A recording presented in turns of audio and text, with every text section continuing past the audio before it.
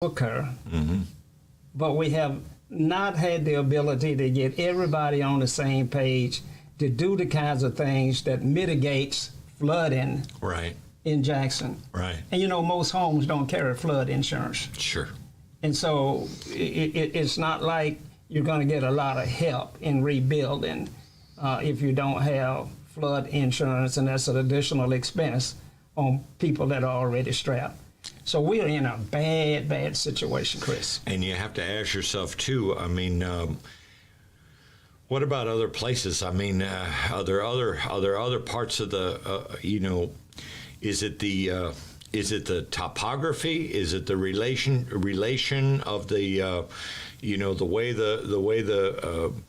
the ground is in relation to the river? Why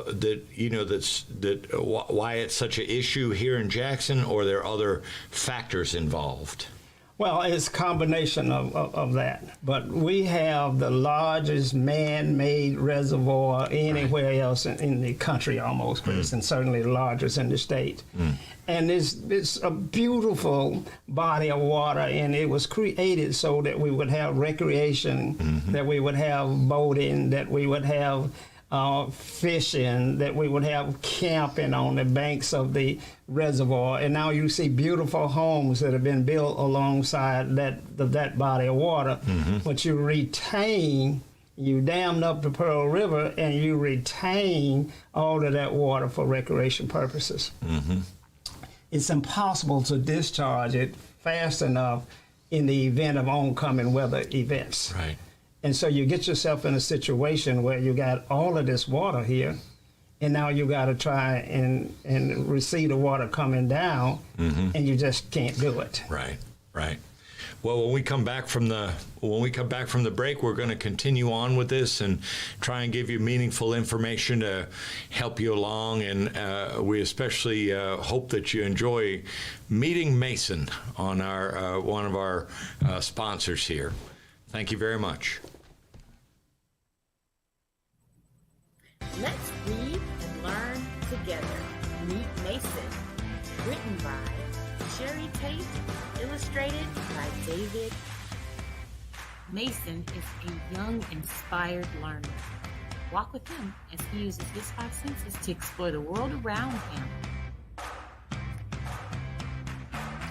Your young one can learn to identify shapes, numbers, letters, and more with Meet Mason. Available now on Amazon.com.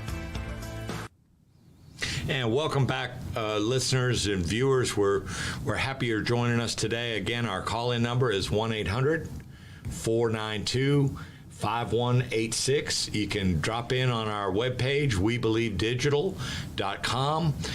Click that subscribe button, click that chat button, send us your comments. We've got a wonderful producer making all this possible for our shows, Dexter, and he is rocking it back there on those ones and twos, so to speak, making it happen.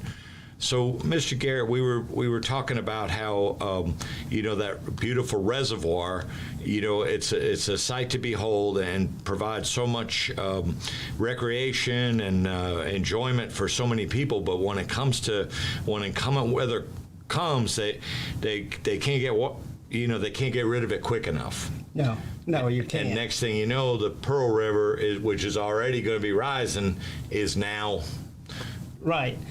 And you could discharge it, but downstream. right. You're going to flood downstream, worse than even Jackson if you discharge it at an abnormal rate that the river can handle. So it's all up and down that corridor. The mighty Pearl River is trying to get to the Gulf of Mexico, and it's going to get there. And so you have to gauge how much water can you release and how much of Jackson will it flood, but how much of Macomb will it flood? How far downstream are people going to be impacted down there, because their property loss is just as meaningful and important as the homes in Jackson. Sure. Same thing on the north end of the reservoir in Lee County, in that area where the dam is up there. You know, if you don't open that dam, you're going to cause serious backflooding up in the Carthage area and the Lee County area. So it's the whole gamut of things that have to be managed. And sometimes you make decisions as who's going to get hurt worse. And that's the way it is. You know, you mentioned getting right back to Jackson for a second. You mentioned the tankers. Yeah. And you've got a company that's sending tankers, sent a tanker over to Forest Hill High School. Do those kind of tank? Because something that I heard this morning, you know, sometimes things just go over my head, but I had not been thinking about the fire department, and I had not been thinking about their needs in the midst of all this, and that oftentimes when you hear about flooding, you often hear about fires, and so. Are those tankers capable of? Can the fire department hook right onto those tankers, or do those tankers would, if need be, transfer water to other to fire department equipment? How does that work? It would be really not practical to try to move water into an area in time to fight a fire. Okay. Fires raging so rapidly, and if you're not there and hooked to a nearby fire hydrant with great water pressure, you're going to lose the structure. Too late. Okay. And so by the time a tanker could get mobilized and try to move a tanker through narrow streets in Jackson, Mississippi is just not practical. And so what you have to do is that you have to plan for these kind of events, because you could not only could you be flooding, as you said, but your whole city could be burning down at the same time. It makes you think of some of Armageddon, probably. Right. And when you got flooding and fires that are occurring at the same time in your city. So, you know, we're glad to be able to put tankers out there for flushable water, non-potable water, which allows individuals to flush their commodes. You know, Chris, it's one thing not to be able to have some drinking water, which you can probably go without 2 or 3 days if necessary. But if you can't flush your commodes and your toilets, that creates a whole different health problems. Because people cannot hold waste that long. Right. And so you get built up in the houses, and then you start having unnatural behavior where people are defecating in the streets. Right. And then you have exposure to all kinds of bacteria and disease and things of that nature with untreated sewage in your home. So it's a critical, serious situation here in Jackson, Mississippi. And in those schools too, because you know, they had to go virtual because if you can't flush at those schools, I mean, you can't ask those kids to hold it, you know, if they can't use the toilets at the schools. Well, they can't use the toilets at the schools, and then they can't use the toilet at home. At home. So, you know, you keep getting into a situation where it just gets worse and worse and worse.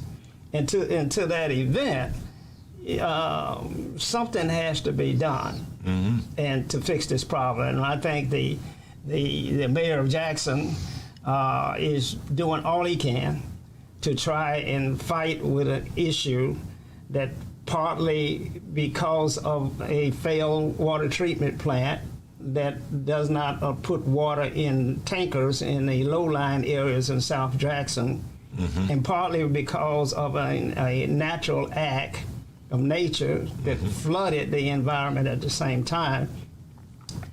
It's one of these things where you call a perfect storm. Yeah. And you're dealing with it now in the worst way. So I'm interested to see exactly how the state of Mississippi is going to respond to the water crisis, and how the city is going to respond to it, and how the national media. I understand that our mayor's been on national TV. One of our local ministers, C.J. Rhodes, has been on national TV. NBC, MSNBC, all of your major channels are talking about what's going on in Jackson. Yeah, I've gotten 4 text messages already today just from people back in Virginia, where I had moved here from, and they're concerned about it from what they're seeing in the national media. Yeah. So, but speaking of the state, Mr. Garrett, it was this yesterday when the governor, declared a state of emergency due to, what he called unsafe water, ability to have safe drinking water. And then this morning, just 2 hours ago, the State Department of Health has declared an emergency, public drinking water supply emergency in the city of Jackson.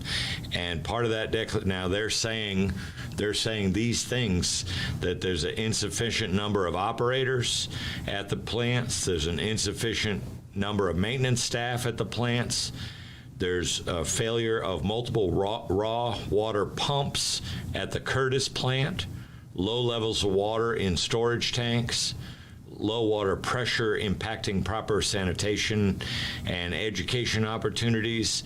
And then they talked about the disinfection levels, not consistently optimal disinfection levels is what they mentioned. And in the order, they say that the state health officer orders that the city of Jackson, including but not limited to employees of Public Works and Emergency Management, immediately cooperate with state response teams and contractors deployed to augment current staffing and to take remediation actions deemed necessary by the state incident commander.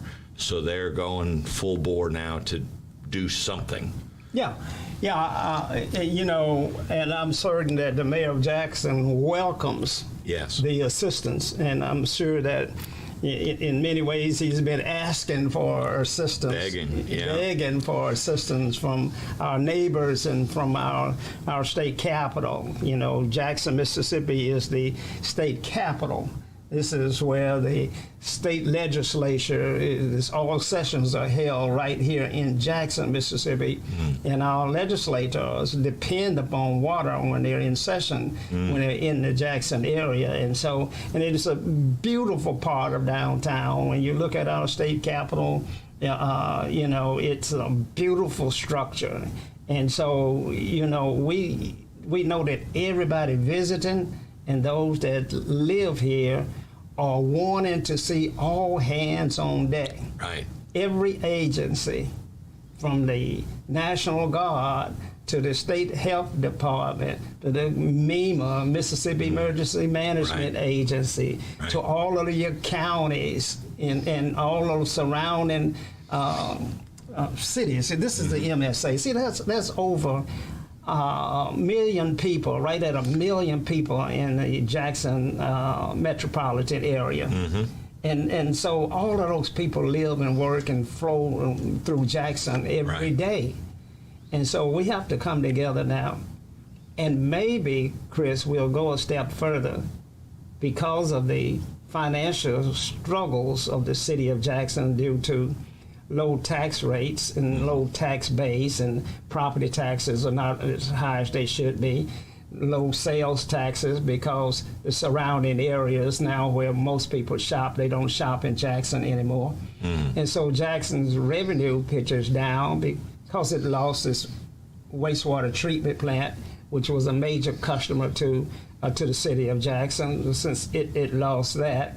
And so Jackson has a tremendous challenge maintaining an infrastructure that was designed for 250 to 300,000 people, which is now only 100,000 people, but he still have to maintain the entire thing. Right. And so I think the MSA should pitch in now and create a regional sales tax. Harvey Johnson, the former mayor, the first African-American mayor, advocated that we create a regional sales tax that everybody shares in. Couldn't get traction. It couldn't get traction. But everybody says that Jackson is the root of the tree, and all of the other areas are like branches.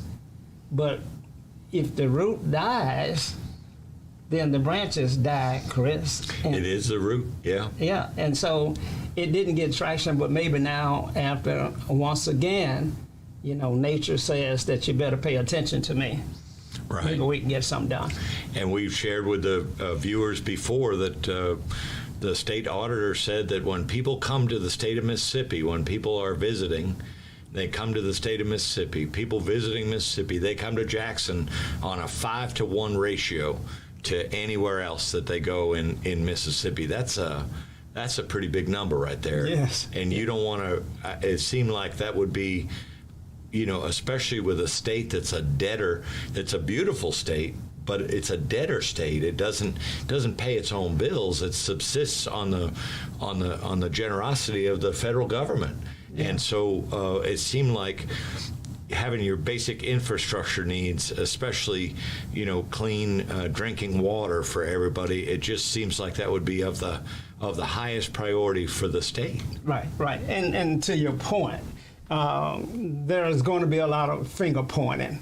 There are going to be a lot of people that says that the current administration has failed us. There'll be a lot of people who say it's the fact that African Americans are the majority in the city, and that they have the majority of the government bodies in both the city and the council, that they are to blame. There's going to be a lot of finger pointing, but the problem with that, Chris, and I want to remind all of our elected officials and all of our leadership here that in Mississippi, we have remained last in every major category that was fundamental to a good quality of life. Mm-hmm. Health care, prenatal care, mm-hmm. infant mortality, education, highest incarceration rates. Mm-hmm.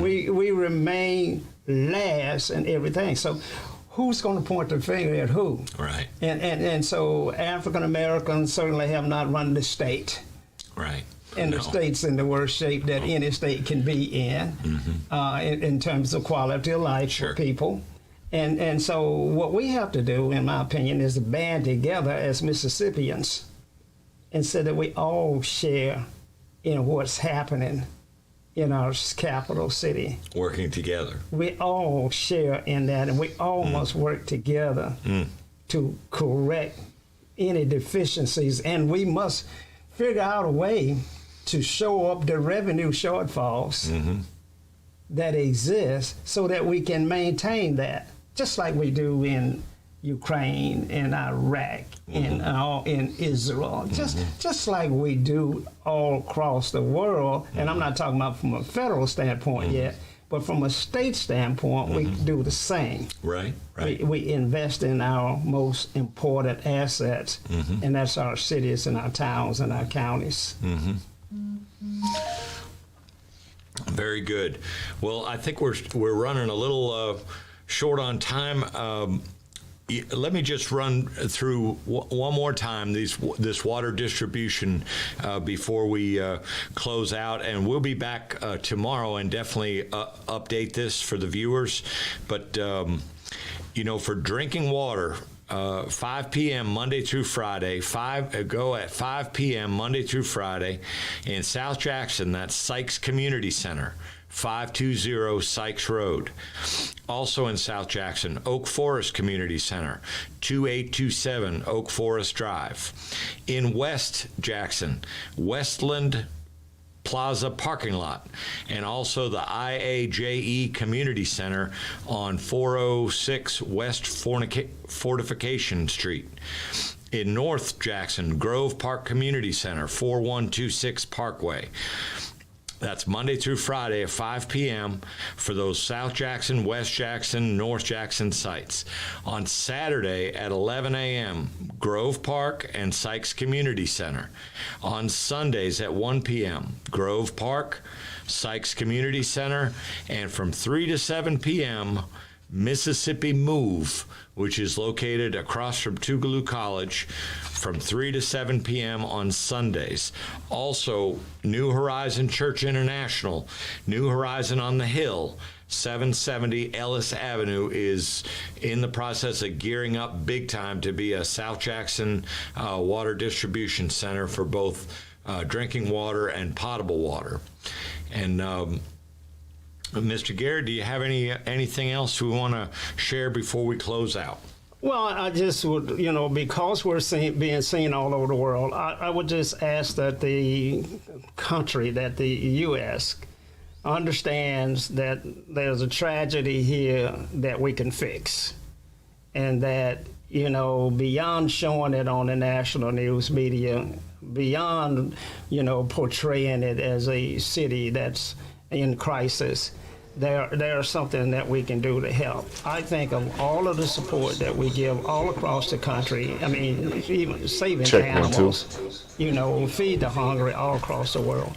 When you have a southern state that's experiencing this kind of devastation, then we ought to band together. And neighboring states ought to band together to see exactly what it is we can do, to lend expertise. If Jackson is short on Class 4 operators, yes, then there are Class 4 operators in Madison and in New Orleans and in Birmingham and in Memphis, Tennessee. Lend a hand, just like we do when tornadoes rip through our communities. We support one another. Jackson is in that situation now. No time for finger pointing and crying over what hasn't been done and when wasn't it done. And now is the time. Now is the time to come together, our state leaders and our national leaders and our surrounding communities and states, and offer Jackson a hand. Many thanks, and thank you to our viewers. And we look forward to seeing you again on tomorrow at I believe tomorrow's in the afternoon at 5 p.m. We look forward to seeing you tomorrow at 5 p.m. We'll have updates on the situation that's going on, and hang in there, everybody, and stay safe out there. Thank you. Thank you.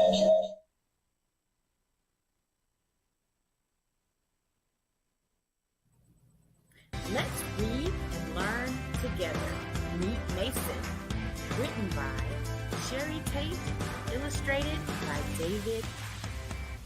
Mason is a young, inspired learner. Walk with him as he uses his 5 senses to explore the world around him. Your young one can learn to identify shapes, numbers, letters, and more with Meet Mason. Available now on Amazon.com.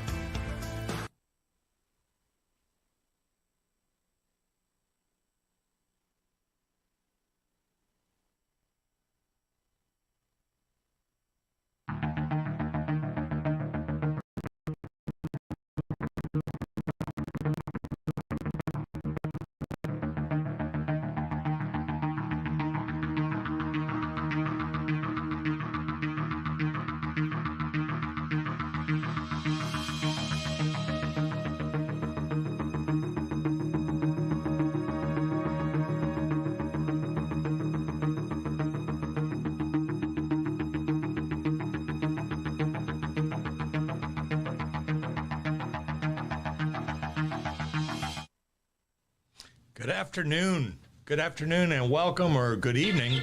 Really, just past 5 o'clock. Welcome to We Believe Digital News Break. We're broadcasting live from our own studio here in the heart of the Deep South, Jackson, Mississippi, trying to share some news with you on this midweek. Everybody's been drenched all across the southern states. We have a little bit of information for you on that.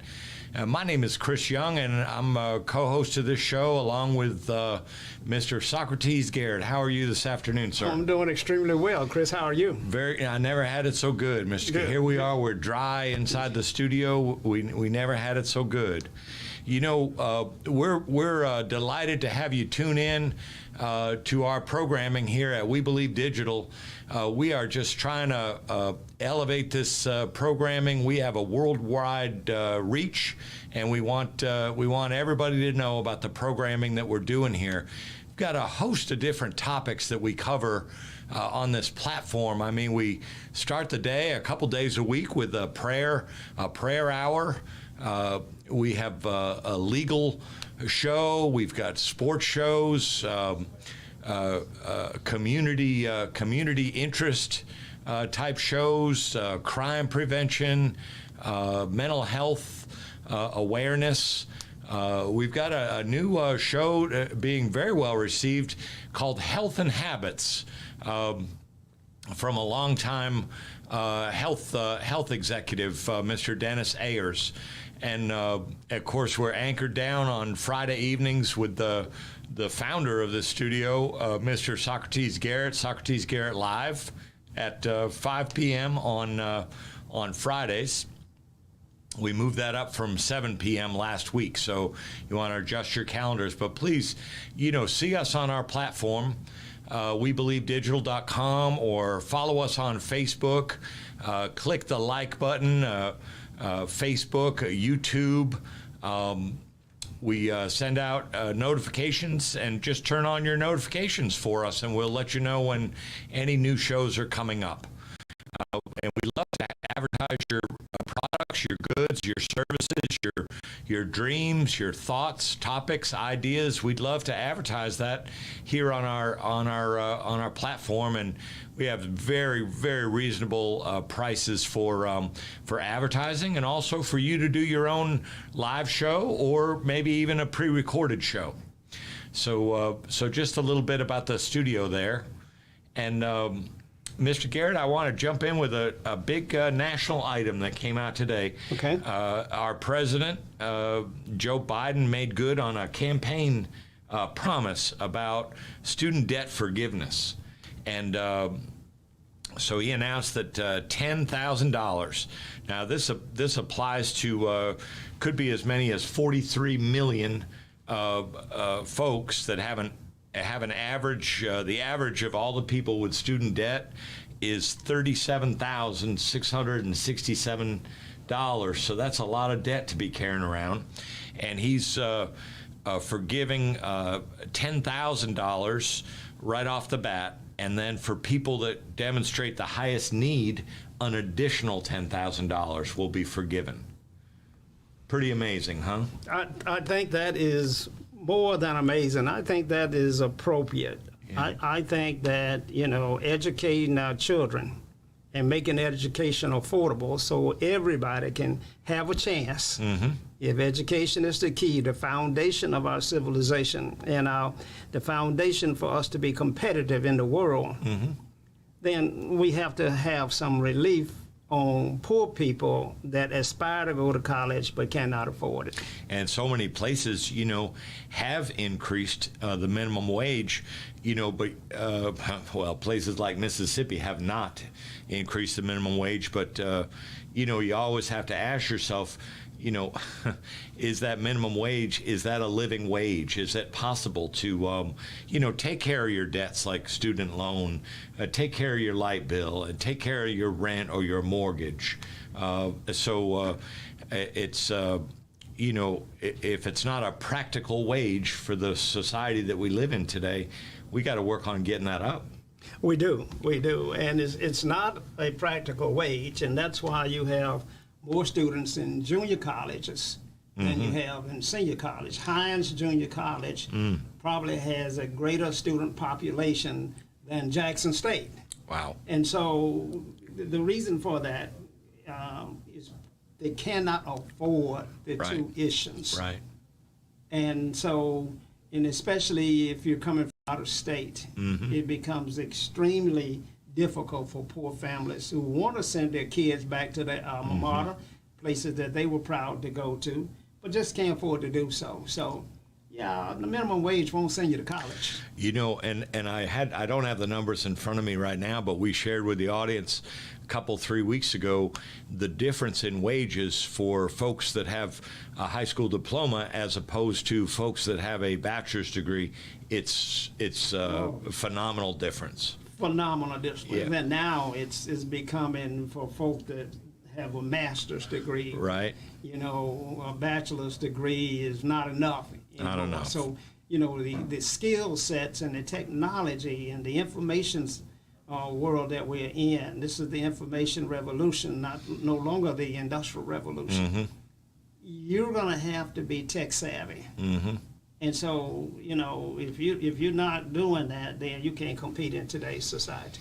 I was very fortunate. I had completed a bachelor's degree and, a college dropout, but completed a bachelor's degree as a grown adult and then a master's degree. And but I was on active duty in the U.S. Navy, and I had this tuition assistance program where essentially the government paid 75% of the bill. I paid 25% and my books. Yeah, it was a way out and That's a way right. up. That's right. For youth back Yes. in your day and time. Mm-hmm. But there is no military assistance anymore. No. Okay, and so there are no fathers in the home anymore, especially in the African American communities in the Deep South. And so, how are they supposed to be able to go to college? Yeah. Yeah, you don't understand. And I know a couple of people that, are in college now, young people that are, and, you got to take your hat off to them and pat them on the back because they're not living pleasant lives at all, but they are absolutely committed to getting that degree, and God bless them. They're scrapping and scraping and running and ripping, whatever they need to do. They're going to get that. They've made a commitment to get that degree done, and we know that that's going to help change their lives. I'm just amazed at the number of children that come from such a humble beginning, from some of the poorest conditions that you might ever want to imagine, that are able to fight their way through it and even become doctors and nurses and engineers and architects and just good people. I'm amazed at how that happens. It doesn't, not the path for the majority, but there are some that are able to navigate the most difficult circumstances. God bless them. God bless them. So, I had a lingering thought. We were just talking a little bit about finances and wages, and I got to thinking, Mr. Garrett, that governor of ours, Governor Reeves, staunch Republican. He doesn't seem to care for poor people at all, and I don't think. And if you're poor and black, oh my goodness, he just doesn't. And he canceled this rental assistance program, free money from the federal government, and he's turned his back. He thinks people ought to get to work. But I got talking to a friend yesterday, and he reminded him, isn't that interesting, that a governor going to cancel a free federal program like that to provide emergency rental assistance, but yet he live in a free mansion. He live in a free mansion. Wow, I hadn't thought about it like that. I hadn't thought about it either. It just, I did a double take. He ain't paying no rent up in the governor's mansion. It's all taken care of. All taken care of. The lodging, the food, probably the housekeeping. I bet I know what those housekeepers look like. I bet I do. Really? Yeah. You don't think they happen to be black, do you? I do. Well, Chris, I don't know. The governor seems to be a bit out of touch. Yes. Eliminating the rental assistance program, refusing to accept Medicaid expansion, all of the dollars that would come into the state of Mississippi. And you mentioned being the poorest state in the nation. Yes. When you're the governor of the poorest state in the nation, you have to do things for poor people. Yeah. And so I don't get where the disconnect comes between the governor and the poor people in his state. Yeah. How can that be? Well, it's baffling to me. I don't understand it. The other thing, too, these folks are always telling you that they're Christians, and they even list in their bios, which church they're affiliated with and all that, and they really want everybody to know that they're Christians. But that conflicts with the, what I learned in my Christian upbringing, the basic fundamentals to do unto others, and but for the least of these, and it's a total conflict. They're a good Samaritan on the side of the road. I mean, we grew up understanding that you have to help your neighbor, and when you deal with the least of us, then it in fact is the quickest way of elevating the entire state. Yes. You see, President Reagan with this trickle-down economic concept, it was a complete failure. It does not work. You can't trickle that far down. Right. You got to work it from the bottom up. Yes. And when the governor and those in power come to that understanding, when they see the burning bush, when God gives them some enlightenment, when they run into a circumstance that changed the heart of even George Wallace in Alabama, you know, then they'll have a heart change in Mississippi. Well, you know, there are some signs. We told the viewers a couple of months back, Kay Ivey, you know, this is the governor over there in next door in Alabama. And last year, was it 2020 or 2021, one of the two, for the first time in the history of the state of Alabama, she designated a black female poet laureate of the state of Alabama. Wow. So there are little bits of signs here and there. Yeah. But I know we're probably going to come up on a break here in a little bit. We still have a number of things, but you know, there's a question I've been dying to ask you, because you are a businessman that has been doing this deal now for 40 plus years. And I just want to ask you, because you say, well, what would it take for them to, you know, see the light, see that burning bush?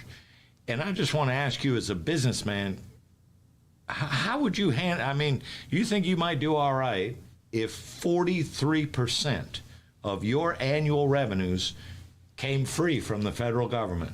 How would that look on the balance sheet? 43%. I think I could make a bigger difference. I think I could expand the operation. I think I could hire more people. I think I could pay them more than a minimum wage. I could pay them a livable wage where they could feed their families and house their families and send their kids to college. That's what I think. And I think, and you would do just exactly that, but yet that's not what we do in Mississippi. No, it's not. 43% of the revenues of this state, year after year, come from the federal government. It just comes down to the fact that we're living in yesterday, in 200 years ago. We should not be fighting a racial battle anymore in the state of Mississippi, where 40% of your population is African American. Right. We ought to be the most liberal state in the nation, capitalizing on our diversity, which is our strength, and turning Mississippi into the tourism capital of the world. Right. But we don't. We don't do that. Well, we're out for this segment, and please stick around.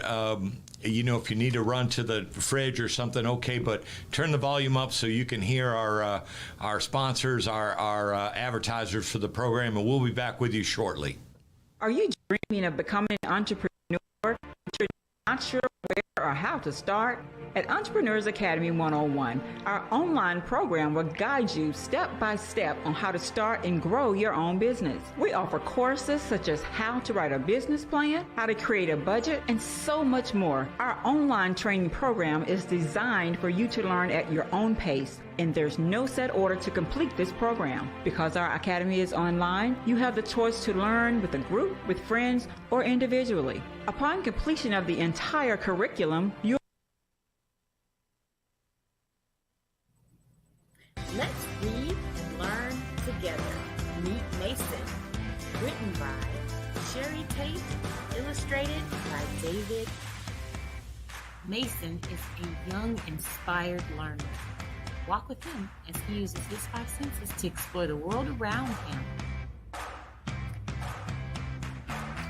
Your young one can learn to identify shapes, numbers, letters, and more with Meet Mason. Available now on Amazon.com.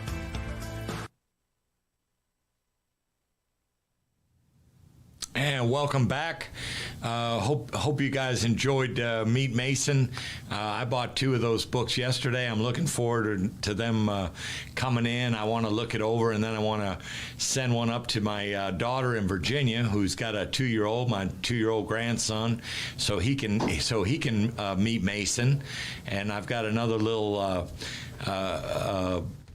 young lady, Zora, up in Indian Head, Maryland, and she's going to get a copy of Meet Mason. So Meet Mason is available on Amazon. I want to say it's $6 to $10, something in that range. It's a 36-page long book. Wonderful resource. This inquisitive little boy, Mason. So thank you for supporting us there. You know, Mr. Garrett, that rain has been coming down here all through the southern states. You know, the National Weather Service this afternoon issued, flash flood warnings, and there's areas of I-20, this huge corridor across our state that they're labeling as a catastrophic threat in parts of I-20. They've closed the exit over in Morton, which is maybe 35, 38 miles away from here, and the rain just keep coming down. Also connected to that on the local level, the reservoir just shot right up, and so they've had to release, and I know you know much more about this than I do, but they say the normal release volume is 1,100 cubic feet per second. That's the norm, and right now they've got it up to 25,000 cubic feet per second. They're expecting that the Pearl River will crest on Sunday midday at about 27.5 feet. If it makes it past 28 feet, then you got flooding directly from the river. Yeah, I certainly remember the flood of 1979, where the reservoir flooded and Jackson flooded. Mm-hmm. Water was over all of the homes on the east side of the Interstate 55 and downtown Jackson in a little community called Doodleville. It just floods out every time. I imagine it's flooded right now. And so you better pay close attention to the river stage, the reservoir, and see what that is. At 28 feet or 29 feet, at 30 feet, we got a problem. Right. And so I served on the levee board for a long time, so I watched that development there and tried to come up with some kind of flood protection for businesses and homeowners in the state. But like many things in Mississippi, we were unable to get together and come together as a community and get it done. Well, it looks too like Roger Wicker and Benny Thompson are following in your footsteps, because they're having listening sessions in the Delta right now. The byline on a story I read was that despite promise of flood solution 80 years ago, the Delta residents are still pleading for help. And so the Republican Senator Wicker and our Benny Thompson are together in different community meetings this week, listening to what everybody has to say, so they can try to fashion some type of a solution. Yeah, it's critically important. Yeah. Not only do we need it for flood control, but we need to develop the river. The Pearl River, to us, would create something similar to the boardwalk in San Antonio. Oklahoma City has got a nice artery of water that they pumped in because they have no natural river there.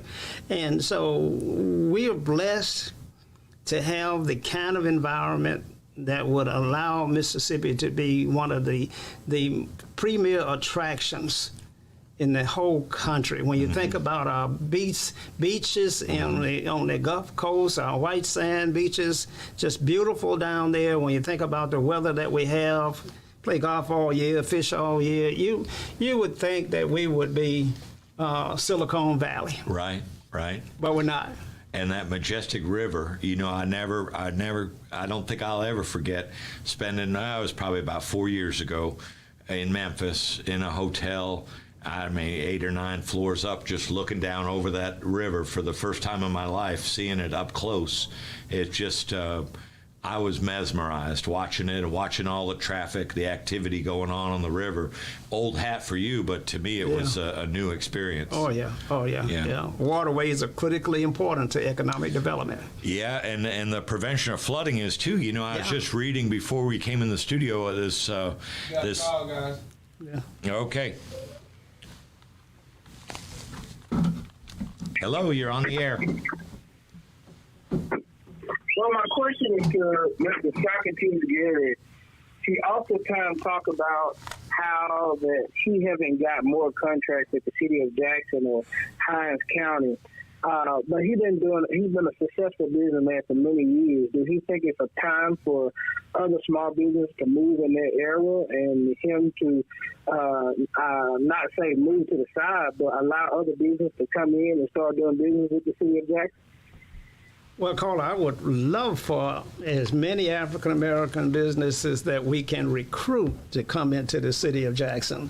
And yeah, I certainly would agree to be a consultant, a mentor in any way that I possibly could be. It's critically important that we work together and not fight one another. You know, we don't want to fight for the crumbs. You know, it's too much of that going on now. So I welcome the opportunity to work with other minority businesses. You know, we're one of the few companies that, you know, have the bonding capacity and the licenses that are required to be a prime contractor. Our last work that we won, we bid against all white firms for Jackson Public Schools. And so, you know, we renovated their libraries and their restrooms in 4 or 5 of their schools. We have to compete very heavily with white firms to do that work. So I'm all for it, Carla. Send us somebody to work with. Thank you. Thank you so much for your call. You know, we were talking about this water, Mr. Garrett, and you know, but the flooding, you know, I was just seeing this right before we came in the studio, this child psychiatrist in Fondren, she got 1.5 foot of water in her home near the intersection of State Street and Choctaw. I'm not exactly sure where Choctaw is, but I got an idea, and she's owned that home since 2014, so coming up on 10 years, it looks like, and she said this has probably happened about 10 times before, and she thinks this is the worst, the highest level. Yeah, I drove through the streets in Jackson today around lunchtime, and I saw more water than I've seen before. Mm-hmm. Now, Chris, I've been told by some pretty sharp people that the earth is changing, that the rivers are drying up, and that certain parts of the world and the country is flooding, some's drying up. Mm-hmm. The temperature is rising, the ice is melting, sea level is changing. Mm-hmm. And so there's something going on here in this country and climate. And the old rivers, as they dry up, they give up their old secrets. Mm-hmm. You see many of the artifacts of war in ships where slaves were obviously murdered. Mm-hmm. You see the earth purging itself and telling its story. So I think that all of us that are interested need to pay attention to what's going on in this earth at this time. Mm-hmm. My pastor categorizes these things as not only some virus that's going on, but a plague. And only God can send plagues. So I would say there's more water here than I've ever seen before. It's hotter here than I've ever seen before. Mm-hmm. Things are changing. Things are changing, and you know, I used to work at, and I was just visiting a short while ago, I used to work at the largest naval base in the world, and they have been underway now making plans for easily the last 4 to 5 years because they've come to the realization, listening to the science, like you were talking about a second ago, that if they don't have, it's only going to be to 2035 or 2040, and the naval station will be underwater if they don't find a way to. They won't be able to bring ships in and out, but the piers will all be underwater. Wow. It's a huge undertaking. Huge undertaking. Yeah. It's going to change. It's going to change the way things are done and where we live and how we live. And so the earth is making changes as well. And when I say the earth, clearly I have to say that I believe in creation. Yeah. And so clearly then I think that, God is making some changes. Mm-hmm.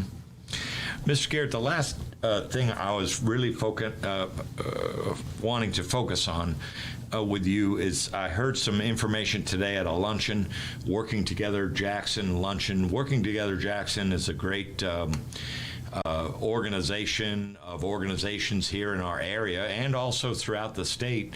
They too have a program on our platform here. Really just a group of people that are really well-intentioned and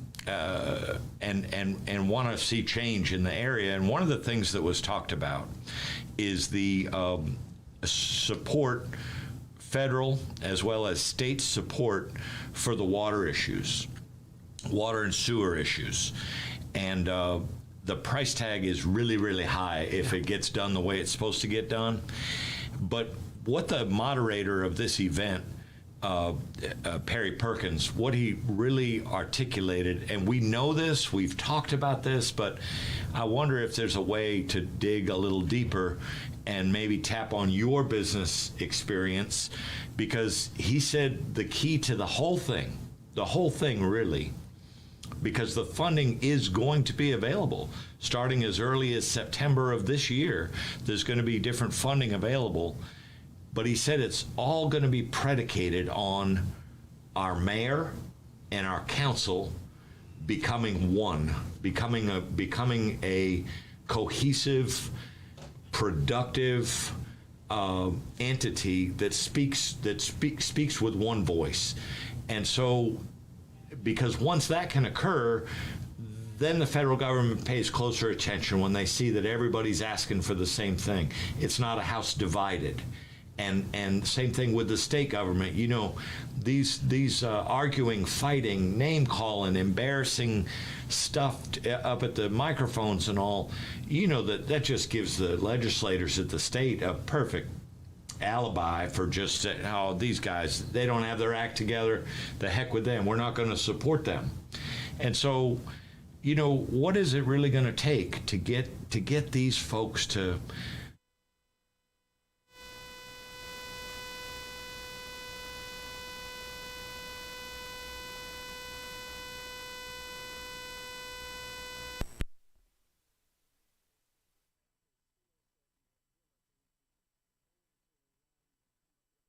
consensus program? It doesn't have to be consensus that everybody believed in it, but the majority of the council and the mayor have to find a way to work together.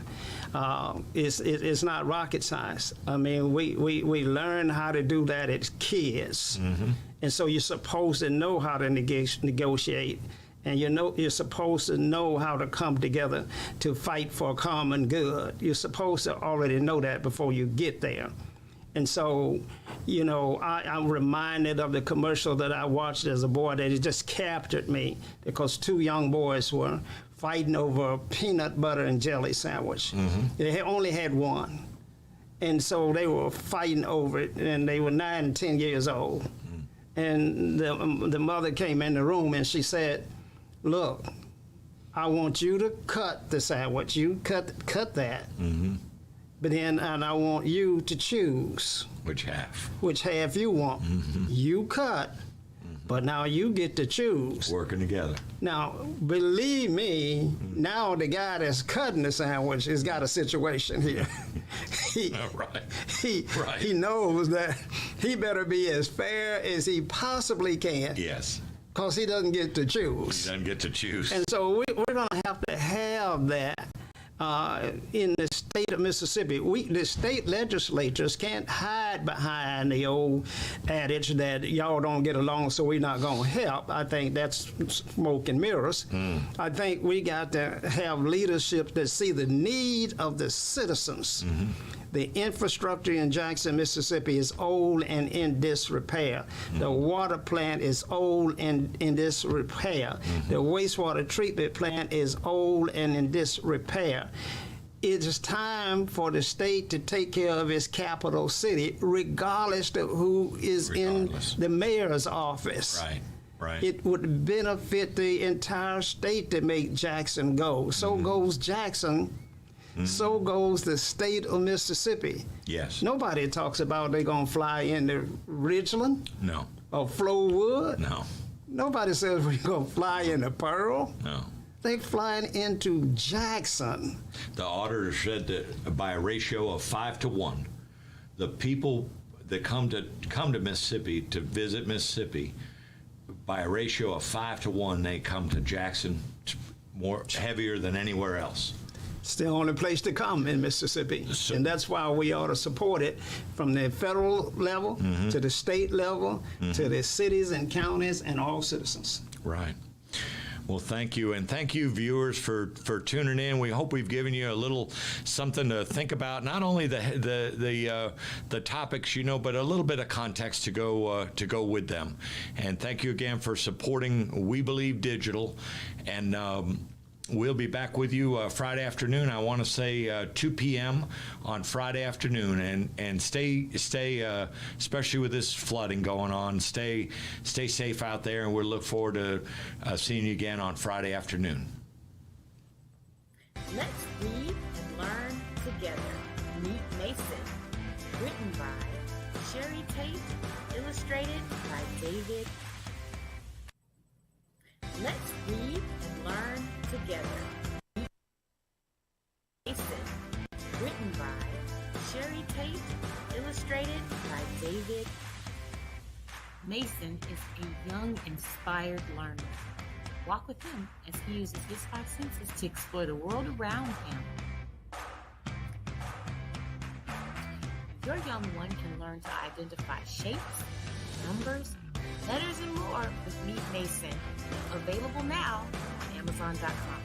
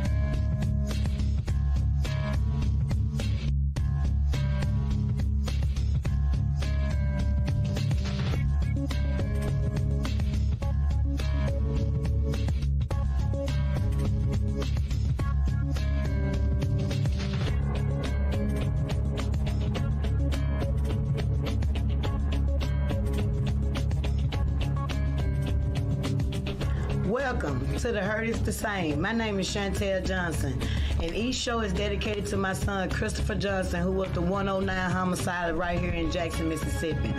Welcome, welcome, welcome.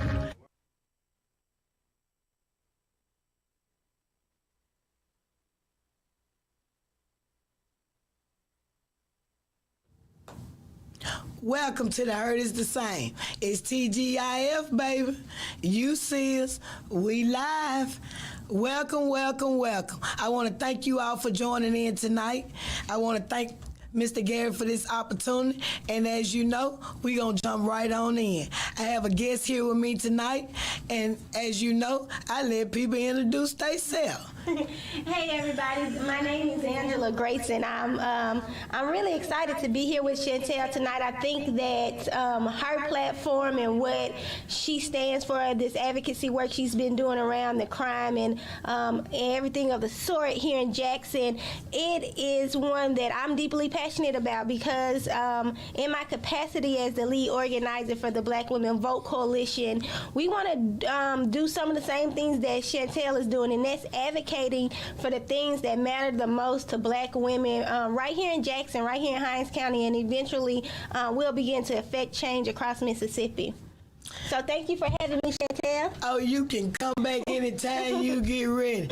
I like the cloth you cut from, girl. I liked it your granny. I liked it all your aunties and uncles. Look, I'm so proud to be her granddaughter and their nieces and my mama's baby and all of that. So I think that's a real good place for us to start. Chantel, you already know how I am. Look at me telling you where to start on your show. No, you good. You good, because see, guess what?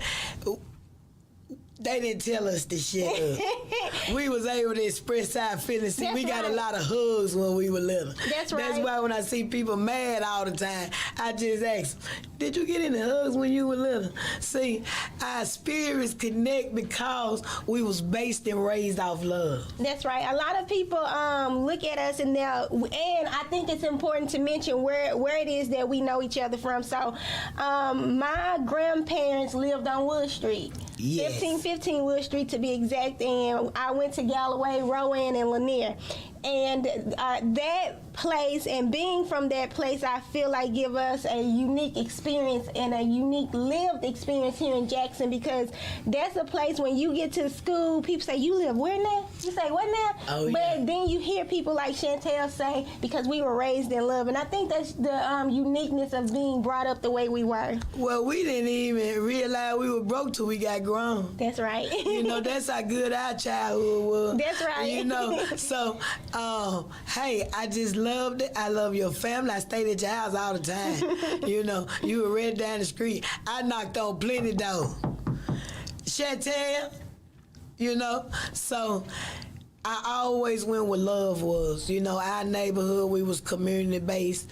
We honored our neighbors. We treat people the way you want to be treated. And I want to get back to that.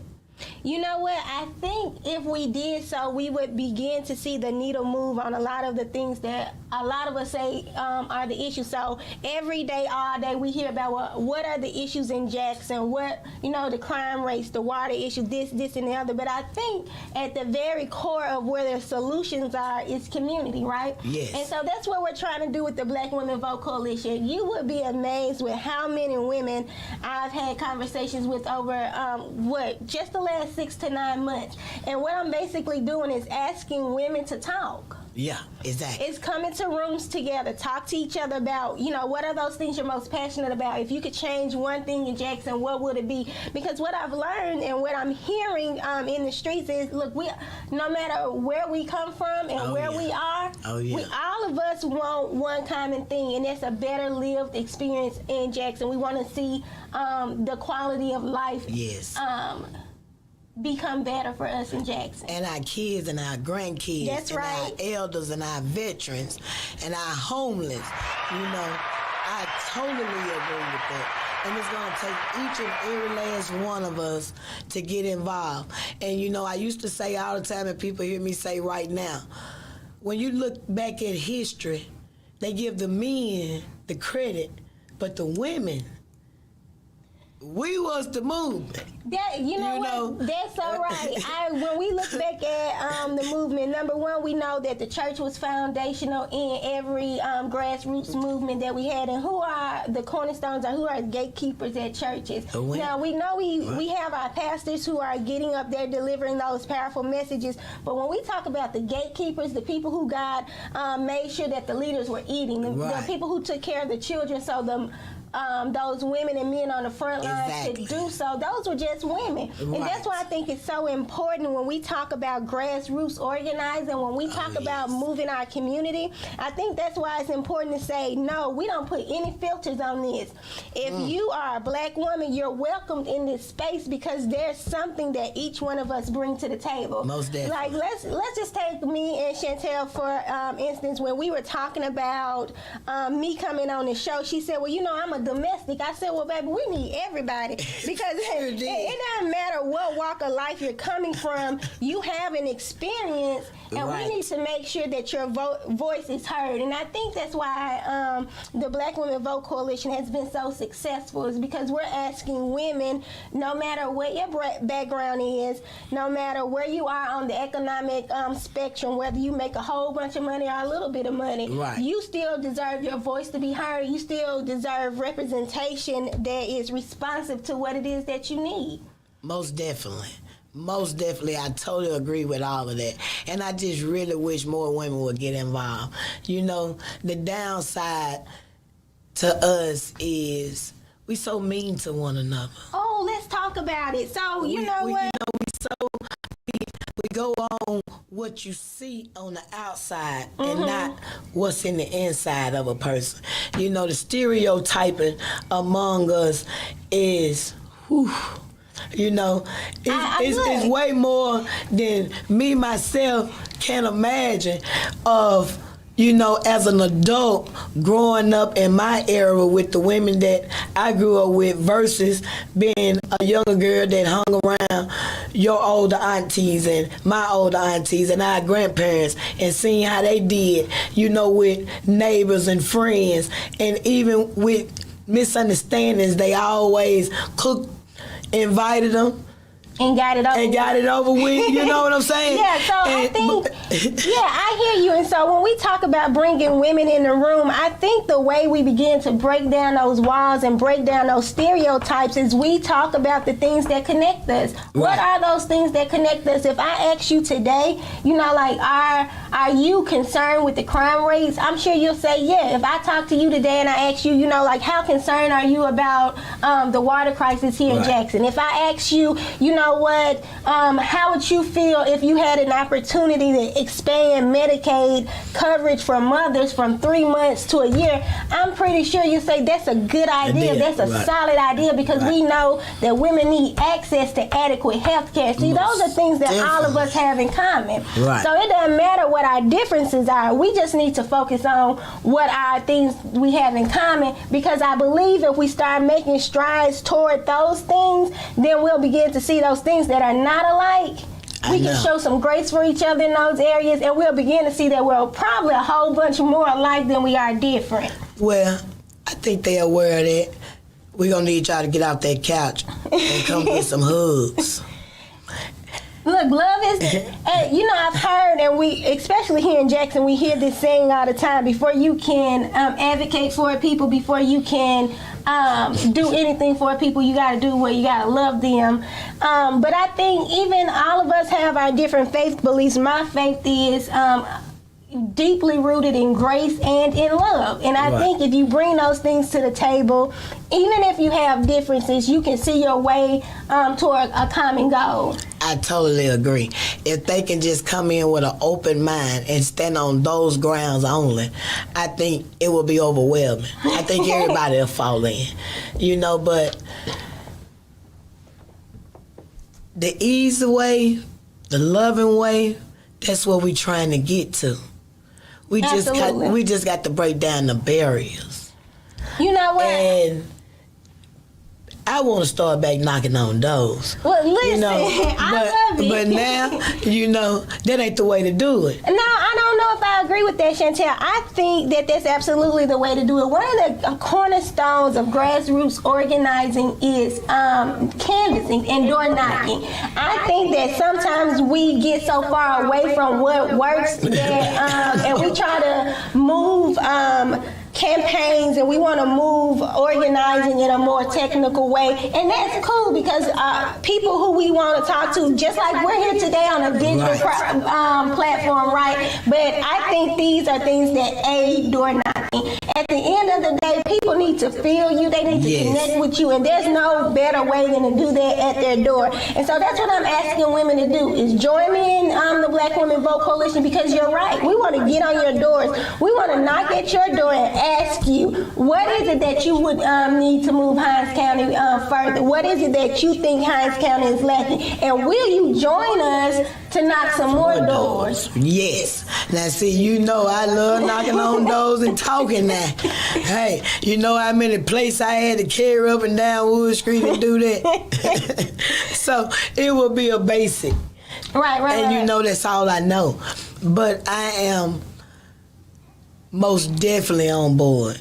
And I think this organization is magnificent.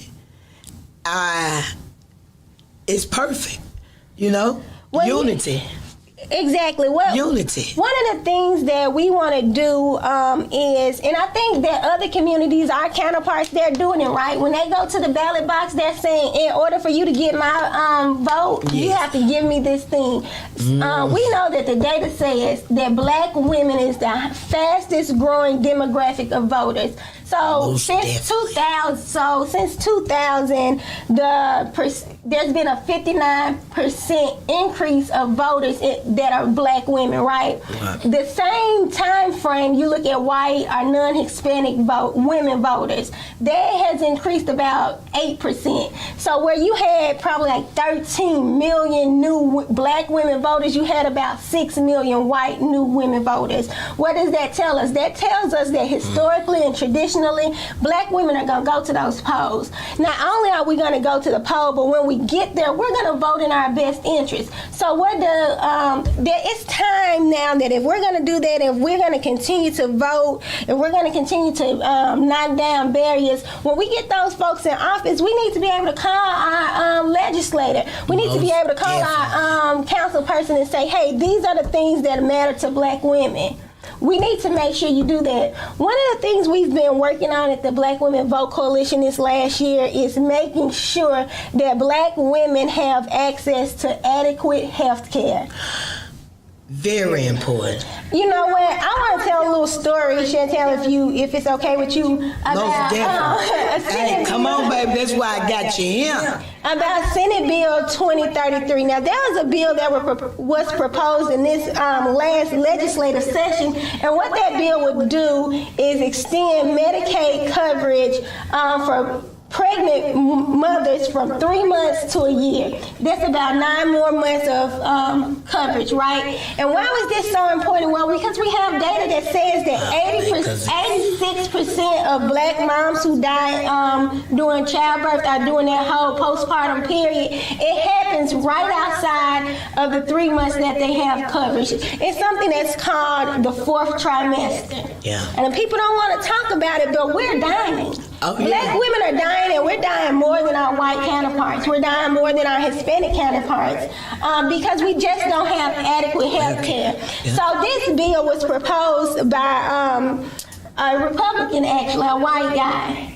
And he put this bill up and it had bipartisan support. And we were actually thinking that this bill was going to pass because it had bipartisan support. About 21 other states have already passed legislation like this.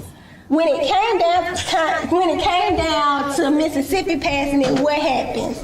So the first thing that happened is it got stalled out in committee. It was in the Medicaid committee, and it was just sitting there. We did some huge advocacy pushes over the course of about 2 weeks. We did some advocacy pushes. We overcalled. We did everything over. Look, we overstood the assignment.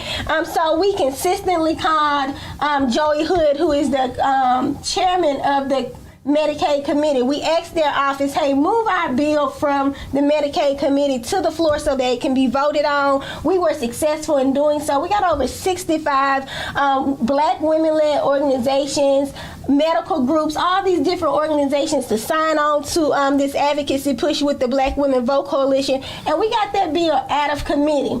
So here's where it gets real tricky, and this is why I'm so upset about this, and this is why I believe that black women need to stand up and make sure we have our voices heard. That bill set on calendar until mid-March. So at the same time that we were doing all this advocacy around getting this bill pushed, we had our lieutenant governor and our Speaker of the House, Speaker Gunn. They were in a war of sorts over the income tax. Now, both of them have their own issues with the income tax. One wants it right away, the other wants it in installments. Nevertheless, Speaker Gunn says, if I don't get what I want, everything on the calendar dies. So here we have two white men who I can almost, it's not even almost, who we know have adequate health care, who we know their families have adequate health care. They're making decisions for poor black women, and they don't have rooms. They don't have any of the lived experiences of black women. So that bill died. That bill was of no consequence to the state income tax. They let and used black women in our health as collateral damage for a fight that could have gone on without that bill. That's why it is so important that we have representation that says, whoa, wait a minute. We'll fight over the state income tax, but let's get this done for women. At a time when we also are telling women we're going to have more control over your body than you. You know, just recently this summer, what did we do? We said that abortions are now illegal. They repealed Roe versus Wade, and now it's like, well, you want us to have babies, you want to force these things on us, well, help us take care of them. I know, right? Women are dying in childbirth. You know what? You know what I'm saying? Like, is this 1900? Exactly. We have the technology. We have the medical advancements where we don't have to die. I know it. And you know what? I heard about that, but they didn't put no buzz on it. They didn't keep it in the buzz. You know, the housekeeper hear about everything. I just don't say nothing too much. Listen, but that's why this platform is so. That's why platforms like your show is so important. That's why doing things like you mentioned earlier, going and getting on doors. That's why that's important, because a lot of us who these things affect, we don't know about it. They don't even know it. Now let me ask you, if you had an opportunity to make sure that black women had access to adequate health care, would you help? I would help every single day. My consistency, y'all have been told me, baby, we ain't paying you for this. You ain't getting no gas mileage. Can you just go home? You see what I'm saying? So I believe that most of us are like you. I believe that if we had access to good information, that we would come out and knock doors, that we would stand with each other at the Capitol. You know, that was a hell of a misunderstanding and an argument to say for everything on the calendar go. Now that happened. I know, but I'm just saying you can't make this up. This is happening in real life in 2021, 22 in Mississippi, and it's crazy. It's crazy. It almost feels like it's the 1949, right? That we would have the ability to help people, and we don't. We know that black women disproportionately are already dying. We know that disproportionately black women are the ones who don't see doctors. And why don't we see doctors? Because we don't have insurance. Right. And even when we have insurance, we have, once you are pregnant, what becomes your focus? Well, the baby. Right. And back in the day, in the state of Mississippi, you couldn't even qualify for Medicaid unless you were pregnant. That's right. And they cut you off and keep the baby home. Now, this was back in the early 90s and 80s. Well, here we are in 2022, and we had an opportunity to change that. And even though it wouldn't have given us full Medicaid expansion, it still would not have been adequate health care. But at least for 1 year, women could go and have access to doctors because we're dying. And then we're suffering in silence. We're suffering from postpartum depression. Oh, yes. That is real, y'all. But see, it's stereotype that it only happens to the women that don't look like you. That's right. Yeah, I'm gonna say what they don't want to hear. Yeah, I'm telling you, it's stereotype among our culture to be strong. Oh, that only happened to them other people. And it's happening real rapid among us sisters. And guess what? Their parents and their grandparents and family can't even identify. Well, one of the things I found that is interesting and one of the things I found that is useful is storytelling. We got to break these walls down, and we got to be willing and ready to sit down with young moms and say, hey, when I was pregnant, right after I had my baby, I was depressed. Right. I couldn't stand to see the baby. These things. So that brings a level of normalcy to it. So then those moms are saying, well, actually, I have been feeling this way. And then if they have adequate health care, they can then go see a qualified professional and help them through that time. We know that in that 4th month, it is so vital that mom and baby is bonding with each other. If women don't have access to health care, to see a professional, that period of time is wasted for mom and baby because mom is dealing with postpartum depression and baby is just getting the basic needs met and not that bonding. Right. And then have to deal with everything else that's going on, other kids, work. Right. Can you imagine being suffering from postpartum depression, worried about clean water to make bottles for your baby? Know, right? And then if you just kind of layer the crime in Jackson and layer inflation, not being able to find milk for your baby. At the very basic, if you didn't have to deal with health care, that could help out so much. Right. As they say, one less thing on your plate. Right. Yes, indeed. I totally agree with everything. And I'm encouraging women to get involved. Look, so there's a number of ways we can do that. I think that one of the easiest ways to get involved is just to start talking. Start talking in your churches. Start talking in your group chats. Right. With your homegirls. Move the conversation. Sometimes just ask them, how are you feeling? If there was one thing that you could do to change your neighborhood, what would you do? You know, one thing I found is that black women, we are advocates already. Yes. Let me tell you something. Let something happen at that school. Oh, baby. We're on our way, and we go and we advocate for our children. Then we have black women, just like you said, who have always been on the front lines. Right. We have black women running the administrations of political offices already, right? So now it's time for those black women to have political office. So if we have been running the office, well, now it's time for black women to run and win those seats so that we can have representation. We need it. We need it. You know you need it. You want to call your grandmama and call her friend over at the church when you could just vote her in and go see her yourself. You know, there's so much conversation around training black women to be leaders.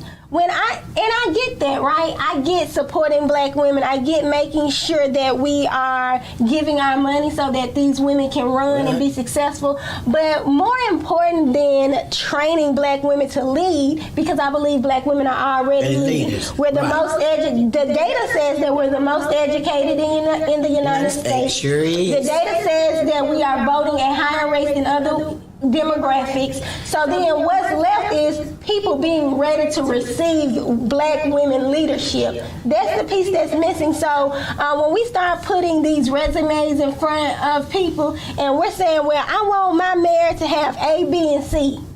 And then we look at who the other candidates are. Black women are surpassing your A, B, and your C, right? Sure. So why aren't they being elected? Because people have never had an option to elect black women. And we got to start being okay with black women leadership. We got to talk to the electorate and say, hey, this woman is well qualified. Well, you And know, the way we show up and support them is through our pocketbooks. exactly, but then that's when they come with, and this only in the Mississippi that I have seen, when you overqualified for a job. That's what they tell us. That's the term that they use. You can't have this position. When you do submit those resumes, that's when they'll call you back and tell you, magnificent, you this, you that, but you overqualified for the position that we have.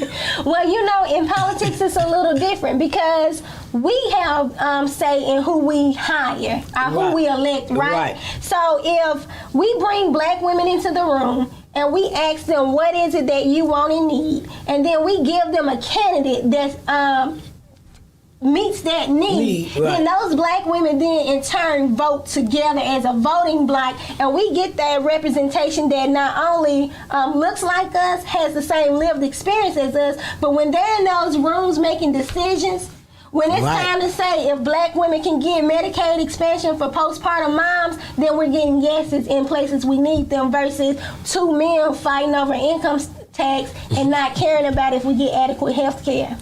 Well, I'm just going to tell you, most of the men, as my granny say, one side of their brain don't start working after 50 anyway, Look, so a lot of them need to go. And then they've been leading us for how long and what kind of shape we in.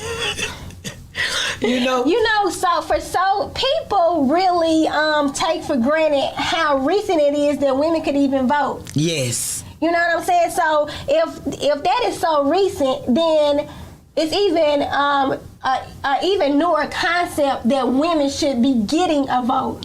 Most definitely. You would think so. It makes sense. It go together. So, there's data that says that 50% of households in Mississippi are ran by women. If you don't have women in your cabinet, if you don't have women in your administrations, if you don't have women in top leadership positions in your administrations, in your businesses, in your schools, then you don't have a grasp on your constituent base.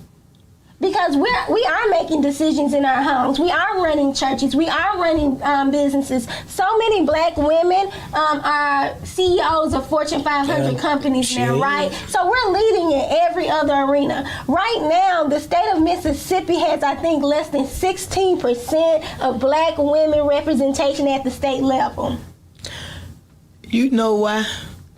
But we can change that. We gonna change it. We gonna change it. We're gonna have to change it if we want to see our circumstances change. And when our children grow up, they can see people that look like them. Right. A lot of people ask me why do I do this work and why I'm so passionate about this work, and it's because at the end of the day, when I'm gone, what I want my legacy to be is that I did every single thing that I could do to put black women in a position to have a better lived experience, and so that those two black girls that are mine, they don't have to face as many obstacles that I face to get them to where they are. And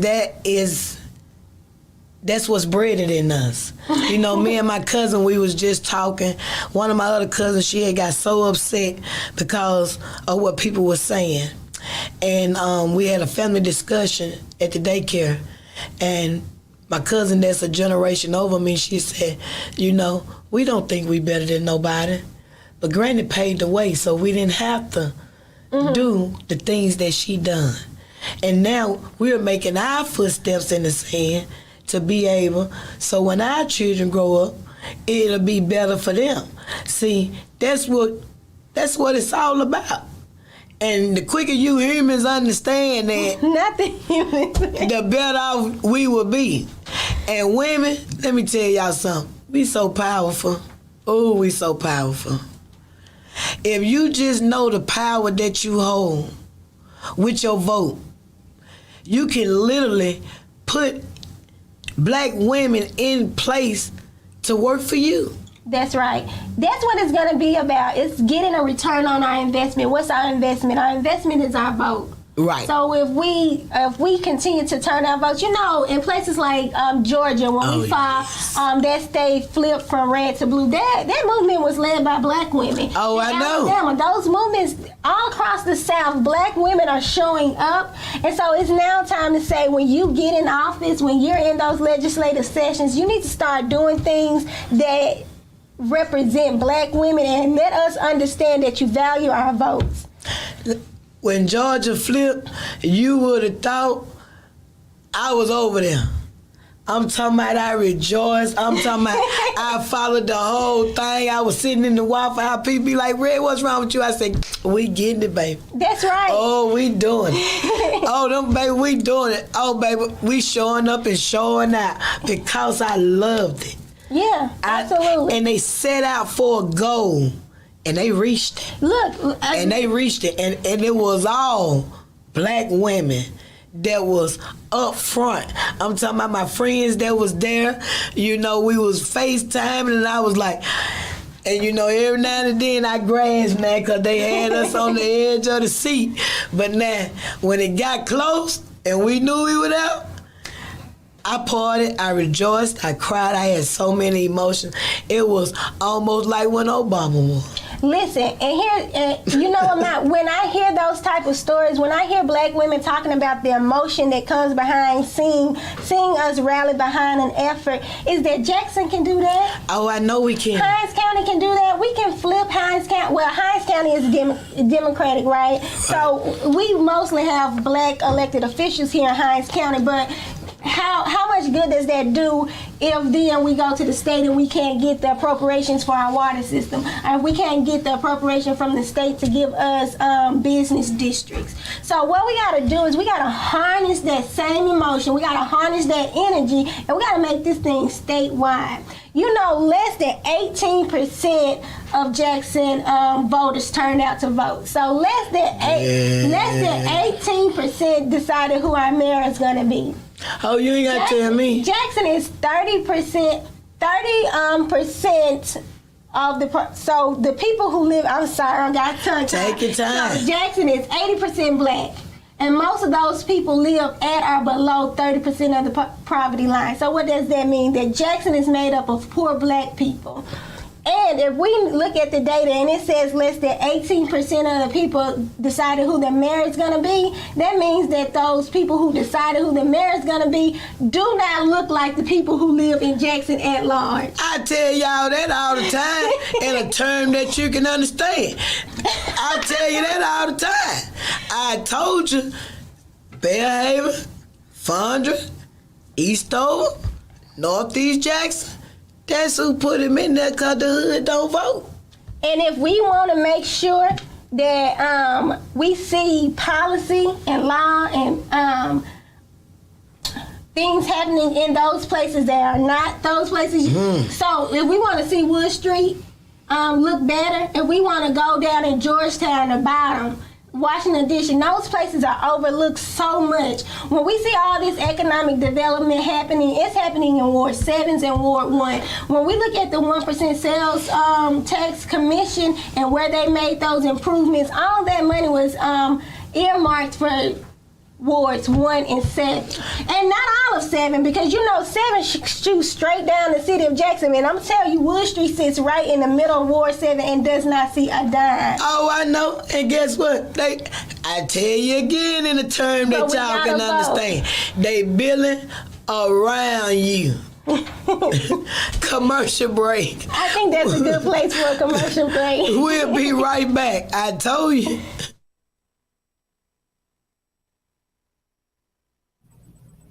Let's read and learn together. Meet Mason. Written by Sherry Tate. Illustrated by David. Mason is a young, inspired learner. Walk with him as he uses his 5 senses to explore the world around him. Your young one can learn to identify shapes, numbers, letters, and more with Meet Mason. Available now on Amazon.com.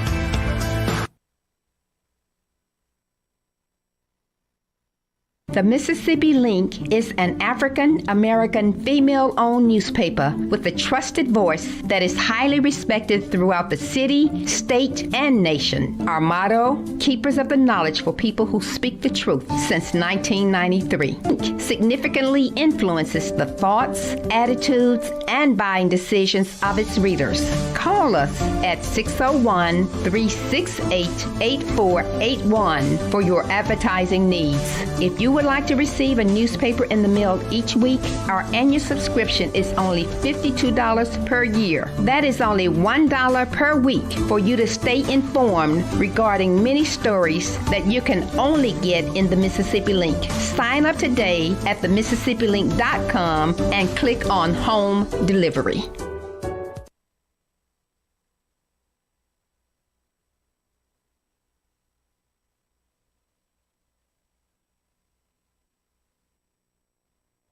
Welcome back to the Heard Is the Same. We just going and going and going. So, hey, I was just telling her during the break, I got to put it so my people can understand, because everything she done told you, I done already told you.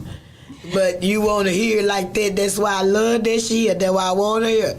See, over there on that side of town, we talk fast, baby. We talk fast. So, hey, can you imagine? Close your eyes and just imagine everybody that's on the city council, on the county board, in the legislature, state, federal, whole 9 yards, everything that run Mississippi. Just imagine if it was all women.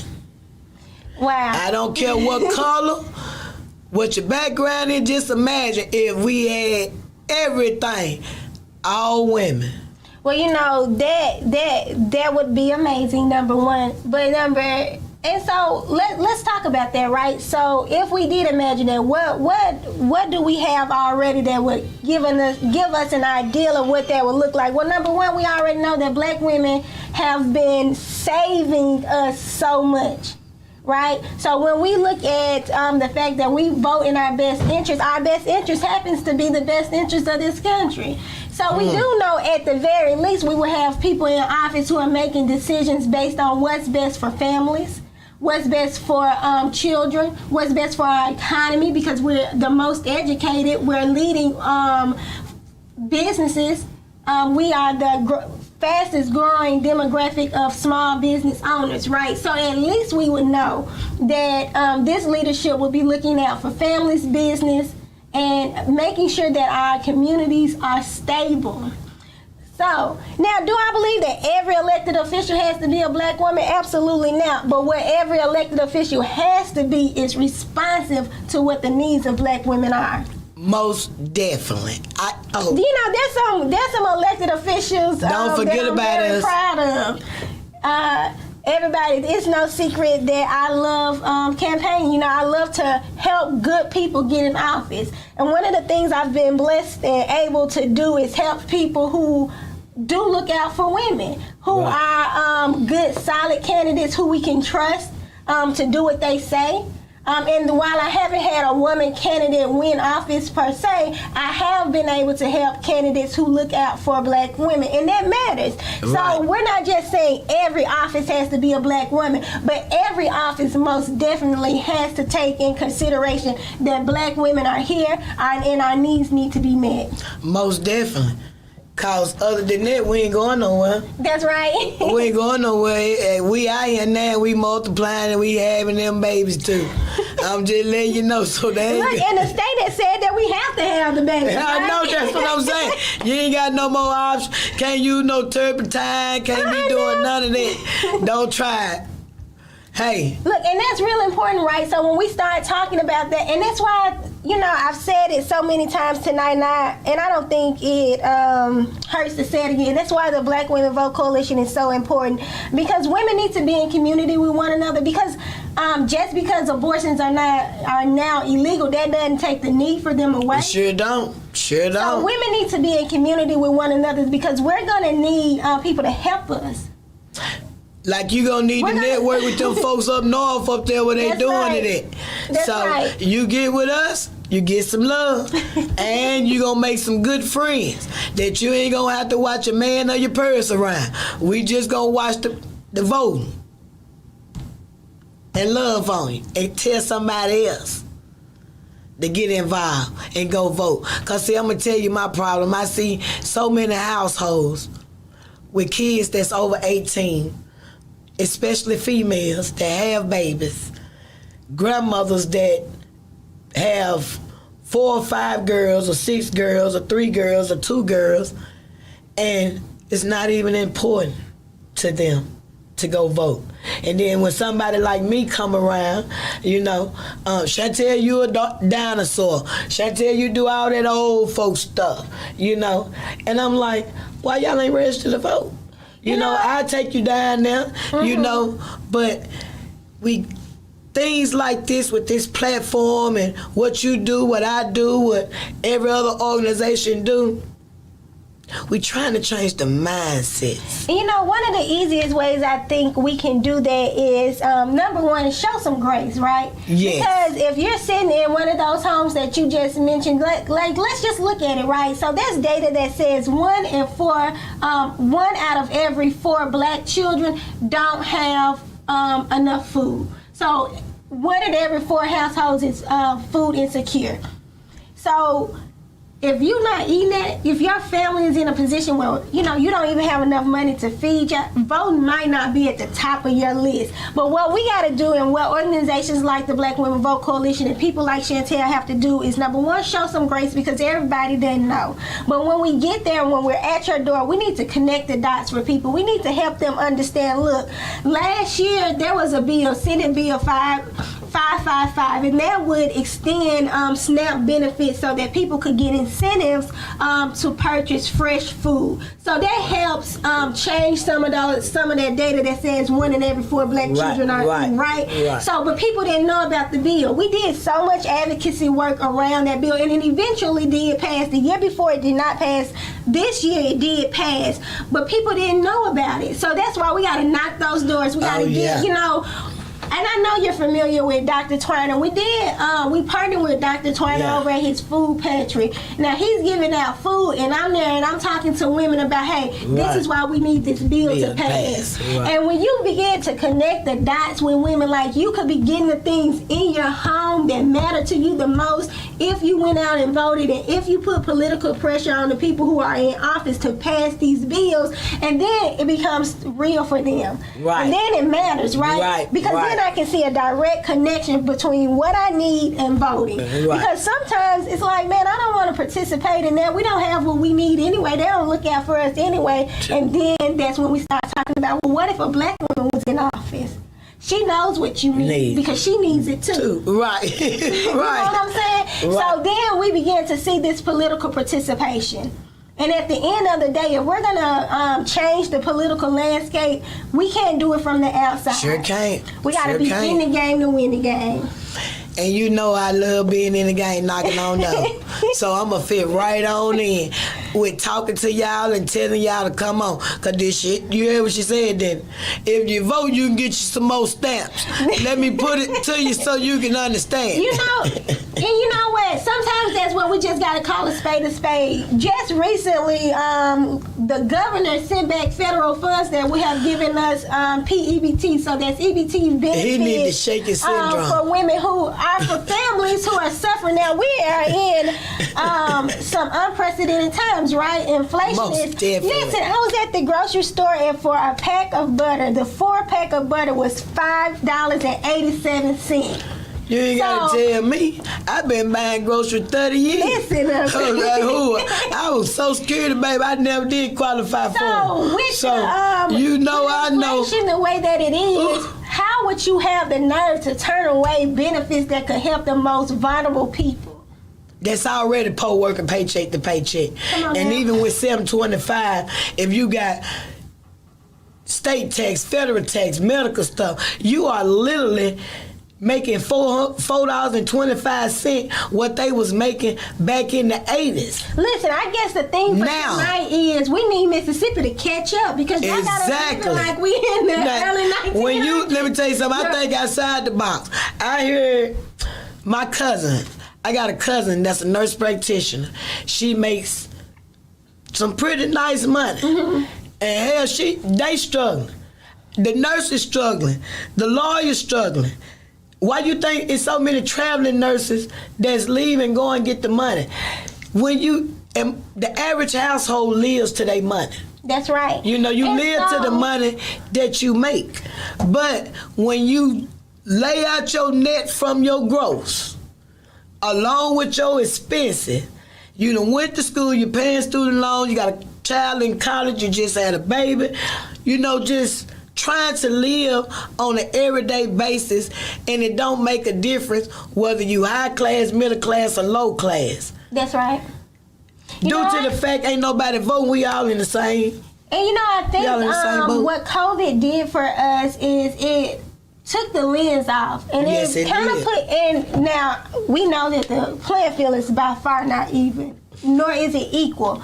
But in some ways, COVID put a lens and kind of made the disparities between the haves and the have-nots glaring, right? And inflation is out of control. We have state officials who are stealing money from the welfare system. That money is earmarked for the most vulnerable people. That's why it's so important that we connect the dots around why should I concern myself with politics? Well, because if you don't, you'll continue to suffer in silence, and that's why we're here, to give voice to the voiceless. And you know, so when that took place, you know, I thought about it.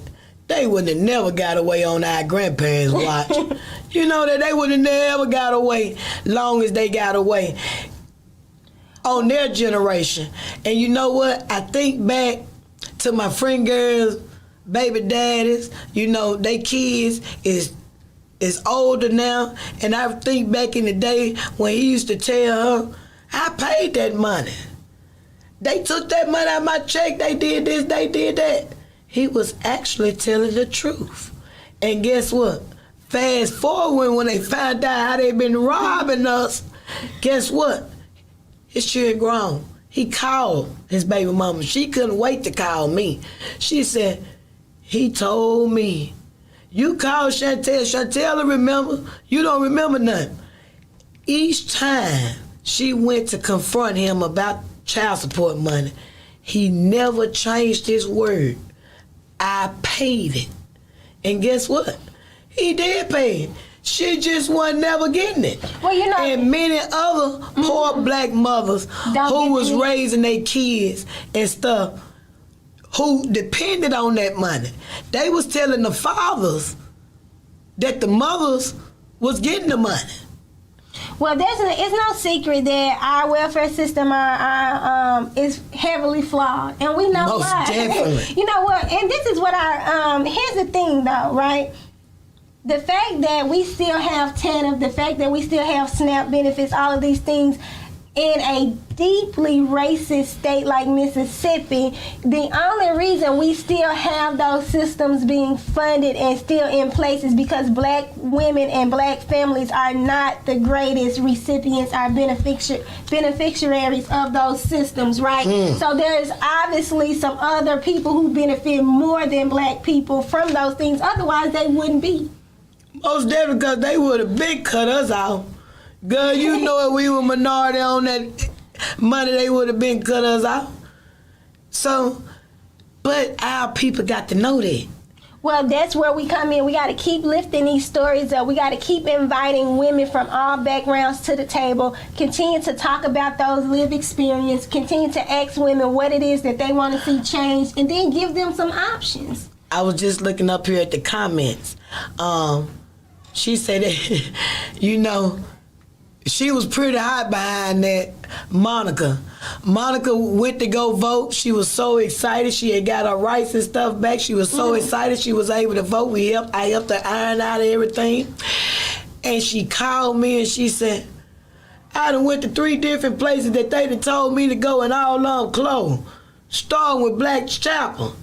I said, they closed. She was like, yeah, I've been riding around for 2-3 hours. She went back downtown to make sure this is where she go and vote. She couldn't find no polls open. Oh, wow. So one of the things that's real important is to be vote ready. So everybody needs to be vote ready. That means the same way you plan for a trip. Right. What you want to do is have your election day plan. That means know where your polling location is. And in this case, I know she knew where her polling location was closed. And when she got there, it was not closed. Well, then she needs to understand who her election commissioners are. On election day, those election commission hotlines are open. We need to be over calling. Right. And when we see things that are not right in our polling places, and the other thing that we need to do is we need to be volunteering. We need to Right.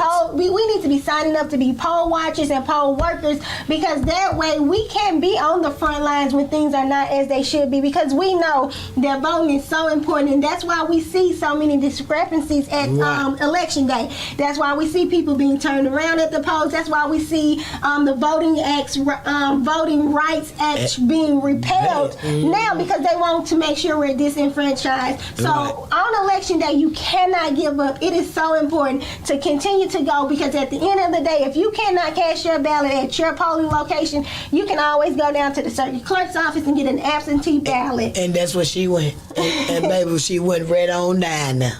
And so we got to make sure that, number one, we have those voting plans. Right. Before election day, number one, know who you're going to vote with, because not only should you be making sure you vote on election day, but you should be making sure the people you love and care about are also voting on election day. You should know where your polling location is. And sometimes we do see polling locations change, but that's why it's important to know what district you live in. Hinds County is comprised of 5 different districts. Look and see who's your election commissioner. It's either going to be Kadada Brown, who's in the election commissioner for District 1, Tony Johnson, who is the election commissioner for District 2, Jamel Clark, he's in District 3, Take your time. Yvonne is in District 4, and I cannot recall and Ms. Horton is in District 5. You got that? Write it down. And hey, And you all can rewind. all that information is found on Hinds County's website. Right. And you can also find that information on the Mississippi Secretary of State's website. Or you can reach out to organizations like the Black Women Vote Coalition, and we can make sure that you are vote ready. Take that information down, y'all, because you're going to need it. And guess what? We're going to be doing this right here on your door. Because you know once I get on board, hey, we're going to go up and down like we trick-or-treat. Up and down the streets. And you rural areas, y'all going to have to come on out them gravel roads. You know what? What's interesting, and this is another thing I want us to do, is be in community. So we're talking. What I found is those rural areas are voting. Those county areas, they are they absolutely cutting up. voting. Well, hey, y'all city folks going to have to come out and vote. That's then. right. All of us need to exercise our right to vote. In November the 8th, we have judicial races that are coming up. Everybody needs to be making sure they go out and hit those polls on November the 8th. Make sure you're voting for good judges, because those are the people, when we talk about folks getting these low bonds, when we talk about our Chancery Court judges, now Chancery Court judges don't set bonds, obviously. Right. They deal with family law. But we know that where do issues start? Yep. In homes. Sure If right. all the data points to, if all our elected officials are saying the crime is so high because of domestic issues, then we need to make sure that we have judges in place that are keeping families together, are making the best custody hearing decisions, Right. making sure that families are safe, stable, and secure. In a 2-parent home. Because everybody done got used to this single stuff. Well, you know what? I think the makeup of black families are very different now, right? So Yeah. whatever the makeup of your family is, what we need to do is make sure that they have the necessary tools to be successful, because Right. strong families equal strong communities make a better state. Don't be calling me asking me what judge your son gonna see, where you can actually put him in there.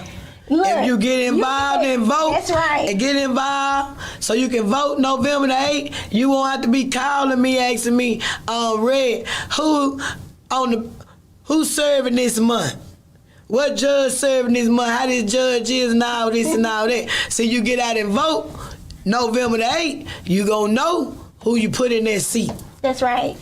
And I think, when we talk about these judicial seats, a lot of people don't show up to vote. We gotta vote, and we gotta show up every single time there's an opportunity to vote, because every time there's an opportunity to vote and we don't take it, that means that people who don't have our lived experience then have to make policies and judgments about us and our lived experience. And you've been living it.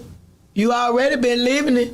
That's right. We already been living it, so why not change it? We don't like it. I know I don't. I can speak for a couple of folks. I don't like it. I don't like the feeling that it gives me. I don't like what's going on. I don't like it. And I wish I could divide myself up in 20 and go in there and vote 20 different times. Well, look, you can't divide yourself, but what you can do is make a goal that every time the polls open, I'm taking 20 friends. People, right, and that's what I do. That's what we do. You gotta make this be so normal. Right. When this weekend, so many of us are traveling to Memphis to the game. It's very normal to say, hey, you going to Memphis? So on election day, it needs to be very normal to be like, oh, you went and voted yet? You got your voting plan together? You vote ready? Be sticker ready. We gonna see y'all. We want to see y'all sticker. Make sure you got your sticker on November 8th. And these are issues that touch each and every last household. I'm gonna tell you like my granny used to say.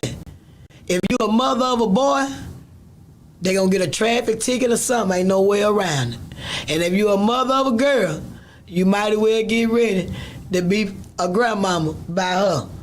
That's just life. That's just nature. So I'm just letting you know, with these judges that you need to put in place that's going to hold these criminals accountable and going to keep these families together without any friendly favors and who went to sorority with you and Cousin Pete got a baby by him and all that, won't none of that matter if you put somebody up in there that's going to be in your best interest when your problems come around. That's right. That way you can use prayer and the worldly way. Because you already know you're going to need both of them now. But I'm telling you now, after November 8th, and after them people get sworn in, and something happen, don't be calling me talking about Red who on the bench.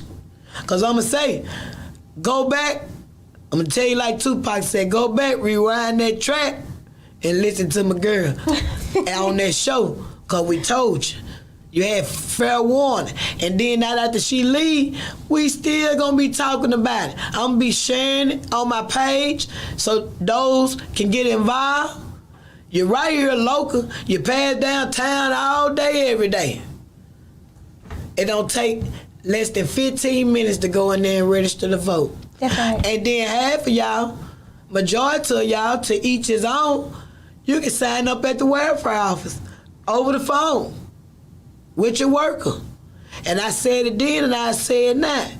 If every black woman that got a case at the welfare office, if we get out and vote the right way and cast our ballots toward stuff that will help us in our everyday life and our kids and our grandkids, we'll flip it like Georgia. I most definitely agree. We'll flip it like Georgia. Or we can make a significant strides to that point. Locally, not on that level. I'm talking about locally. We on national news for all the bad stuff. We'll be on the news then for something good, but they probably won't report it. But all the women that's at the welfare office, if we go ahead and do this and flip it, guess what? Everybody go live at the same time. We'll get it out there across the world. That's how we'll do that. But Chantel, I just put in the comments for the live stream ways that people could send me their contact information. If you're out there, if you've been listening, if you've been saying, look, I'm interested in the Black Women Vote Coalition, I want to talk to you. I want to hear your story. I want to be able to give you a voice in this political landscape of Hinds County. Reach out to me through that form, and I'll definitely give you a call back so we can get you started, get you put you to work to make a change for your family. It don't get no better than that. Trish, thank you. I just love the words on it. And it fit my character. Thank you so much. Hey, y'all. We done had a straight business tonight. I forgot to even tell y'all the phone number. I'm so sorry. But hey, lock it in. Because we on twice a week. Wednesday nights from 8 to 9 p.m. Friday nights from 7 to 8 p.m. Get involved. If you want to be a guest on the show, get in contact with me. If you know a mother who have lost a child or a family member, get in contact with Miss Felicia Marshall with Grant Me Justice. And you already know, if you want an honest housekeeper, somebody gonna keep your secrets. If you left your wife and you got a new wife, I keep households separate. They business gonna stay in their house and your business gonna stay in your house. I ain't worried about number my check on the counter, baby. This loyalty is real. Heavenly Hands Cleaning Service, get in contact with me, 770-866-3683. And y'all already know, my people trying to bring me up to the new sign of the times. I've been on referrals for 30-some years. So to tell me something new, I'm going to jump on board. But I want to thank my guests for coming tonight. Hey, like I said, she cut from the right cloth, baby. This organization she had, I love the name of it. I love what it stands for. I just love it. So I don't see, she done gave you all the information. If you get out and vote, you can get you some more food stamp. You get out and vote, you can get you some. Let me tell you what's crazy. In 1996, a HUD certificate in Jackson, Mississippi was worth less than it is now. Lord have mercy. Now, in 2022. And that's because you all are not voting. They have literally changed the laws to where you can't take it out of perimeter. You can't literally take it out of the hood areas of Jackson because they go by zip codes, other than the unit of the house. And when people come to me and ask me, why is this, why is that, I say, have you voted? Chantel, they gonna do what they want to do. I say, well, hell, they sure live doing what they want to do. That's why you standing up here asking me, why is it like that? You got to vote. You got to lay it up. You got to tell them what you want. Make a long story short, you got to literally tell them what you want, hold them accountable, and then pop up down there with some chocolate chip cookies every now and then and say, hey, I come down here and see what y'all doing. How y'all doing? Y'all remember me? I voted for you. You know? You got to do that. Ain't nothing wrong with that. Other than all the times when you have problems. See, y'all only want to run to them when you got problems. Well, now let's talk about it because that's why they're there. I know I'm talking about when you ain't voted. Oh, okay. The ones who ain't voted go to them with their problems more than the ones that we do vote. But they don't pay neither one of us no attention because it ain't enough for us doing it. As she said, if you can't change my paycheck, why would I listen to you? That's right. That's what the good people like us in the hood that suffer loss for the homicides. You know, 100 and some homicides last year. 151? 58. Oh, Lord. Well, we exceeded the national level. It's 90-something this year. You know? But nobody is saying nothing. It's not an urgency because they know the hood can't stop their paychecks. Yeah, we go down there and we do this and we say that, but it's only a handful of us. And the handful of us that vote, we don't hold the power to get rid of the chief, get rid of the mayor, because we ain't put him in there. the ones that put them in there, they good with them. They should not get shot down. That's right. You know, everything that go in their neighborhood, they got the security to keep it hush-hush from JPD. And that's why I always say the white churches, the people who don't look like us, you all got to care about thy neighbor. You know, only thing separate us is that bridge. Literally. And that railroad track. And most of them travel that way every day. They know what goes on. They see it on the news. They watch the same news that we watch. Just like they go through the same water crisis and everything that we do. But they are the ones that keep voting them back in there. And they don't listen to us because it ain't enough for us voting. But see, people like you that have these organizations that can go out and reach the people and let them understand little small things like that they do not know, that would grasp their attention to get them to understand it's something in it for you. That's right. It's something in it for you. You know, I'm not just asking you to go stand out here in the rain, you know, and you just got your lace front did. I'm asking you to stand out here in the rain for your lace front, and then you go get that extra $300 and shop high on the shelf. You ain't got to be down low no more. You know, you look up high when you on the shelves at the grocery store. And that's what people need, because then they will get involved when they realize, hey, it's something in it for me. So I want to thank y'all for tuning in. Hey, we just been going and going and going like an 18-wheeler.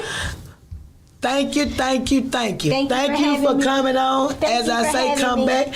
And as it get close to election time, I sure enough want to have you back, because then you going to know who's going to be on the ballot. That's right. I love to come back and talk about some of the women that are running for judge. Yes. And we have some really great candidates. We have some overqualified women who are looking to become some of the next Chancery Court judges, the county court judges. All those things are on the ballot this coming November, and we need to make sure that we are keeping good folk in office. Oh yes, I'm sure enough gonna have you back before then, so the artists will know their characters and what they stand for. That's right. And we gonna go and try to put them up in there.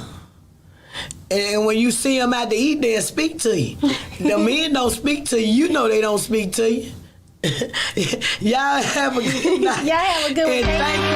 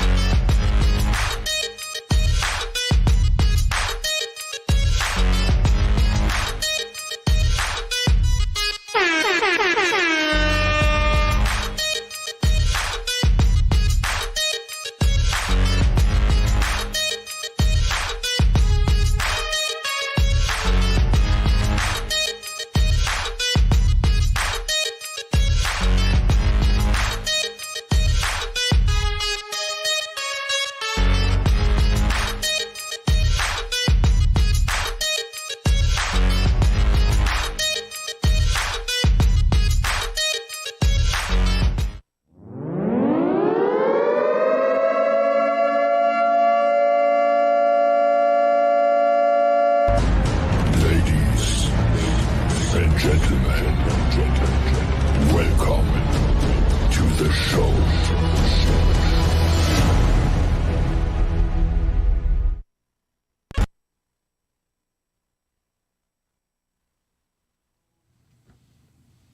Hey everybody, welcome to the buffet with Tony Yarber. The table is spread. How are you doing? I'm so excited to be back. We missed last week, but nevertheless, it is a great time to be back in the studio, taking the opportunity to give you some of the best information on current events, both local, state, and national. The buffet is spread. The table is spread. Y'all let everybody know. I want to encourage you, if you would, share. I'm going to encourage, if you would, to like, and I also need you to help me to reach my star goal. So I want to encourage you, if you would, star me up, like me up, share me up, and let folks know that the buffet with Tony Yarber is live. I'm in the studio, glad to be back. Dexter, man, I hope you all right back there. All right, Dexter has, for those of you who don't know, I know I didn't get a chance to say out loud, I don't think, but Dexter has taken over the reins in the back. He is doing, there it is. Well, you better hype yourself up. Dexter's in the back handling things. A very professional brother. Love the fact that the man is aboard. So appreciate you, man. And I think we're gonna do some real good stuff around here together. Now, I was out last week, and y'all listen to me. I had COVID. And I don't know what kind of COVID folks been getting. I don't know what kind of COVID. The COVID that make you cough and go home and sit down for a little while, and the kind that make your nose tingle and itch. I ain't had that kind. I had the bubonic plague kind, I think. I think I had the bubonic plague version of COVID. Lord have mercy. It is, I don't know, listen. I think it should be like a survivors support group. I believe it needs to be a survivors support group for people who make it through COVID.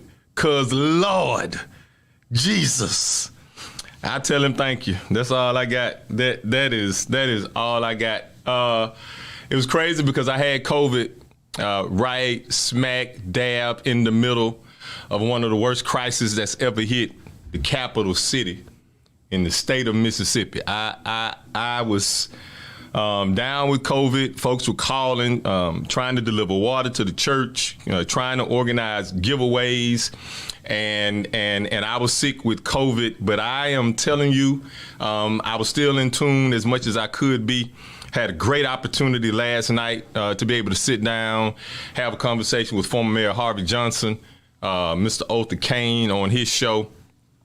Today, I want to take some time to take some of the stuff that we talked about last night on that show, and I want to move that conversation into today just a little bit. Today, I ended that show with Otha Kane last night by saying something along the lines of, we're going to have to change how we think. We're going to have to change how we approach this stuff, because here's the fact. The fact is that the state of Mississippi swooped in last week to quote unquote save Jackson. And you look at how you want to look at it, think about how you want to look at it, but the narrative that is dying to be told is the state had to swoop in. Republican leadership had to swoop in. White leadership had to swoop in and save the capital city. Now that's the narrative that particularly people in the space that I'm in Twitter, that a lot of them want to push. Paul Gallo from the Gallo show on Super Talk, he posed a question. He said, why is it that a Republican governor can go in and make things happen in a Democrat city with all Democrat leadership? And I responded to him. I said, that's a great question, Paul. What do you think the answer is? Paul, that's a great question. What do you think the answer is? Hey, everybody, I want you to get engaged today. 1-800-492-5186, 1-800-492-5186. We're talking all things Jackson and the water issue, all things Jackson and this crisis. We got a lot of people coming in to help, too. A lot of folks been coming in to help. I saw the EPA administrator has been in town, a brother. And because he was in town, I think it's a real good time because this has come up. I've had this conversation or been asked this about by maybe 3 or 4 folks, 3 or 4 reporters. And what they've asked me about is this idea called environmental racism. I don't know if y'all ever heard anything like that, if you're familiar with anything like that, but they call it environmental racism. And environmental racism essentially says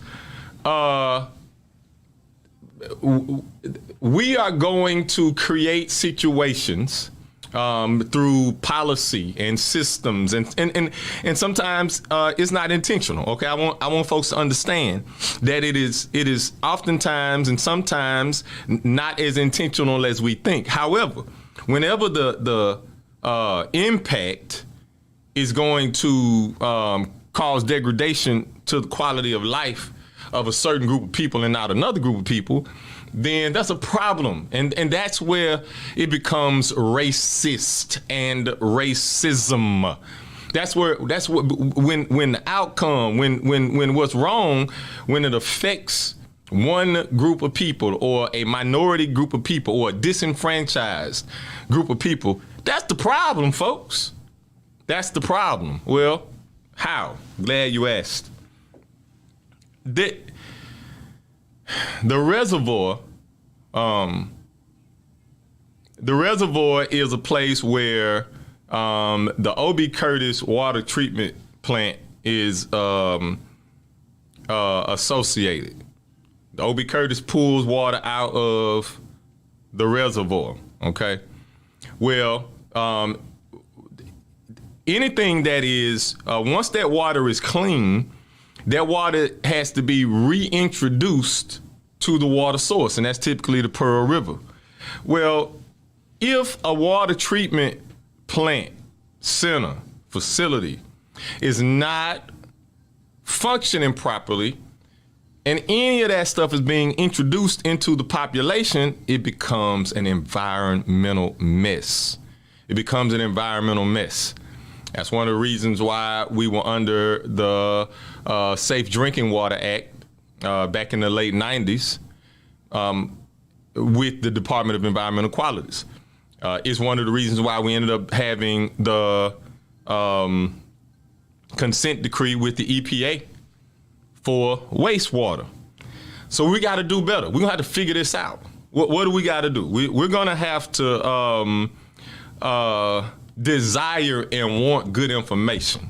Okay, we're gonna have to desire and want good information. We don't.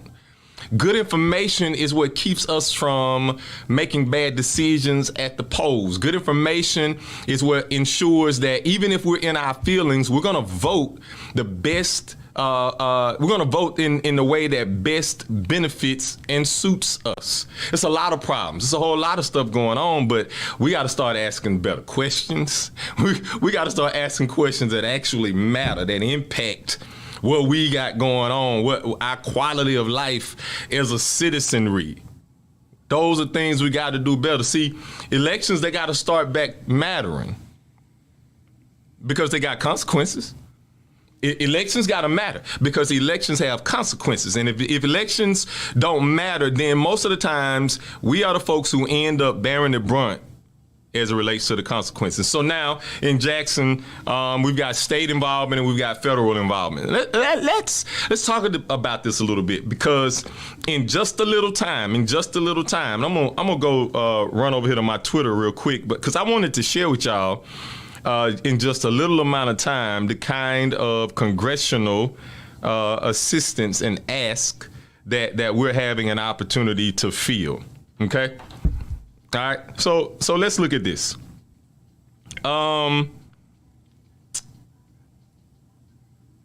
What's our what is the lady's name? Cindy Hyde-Smith.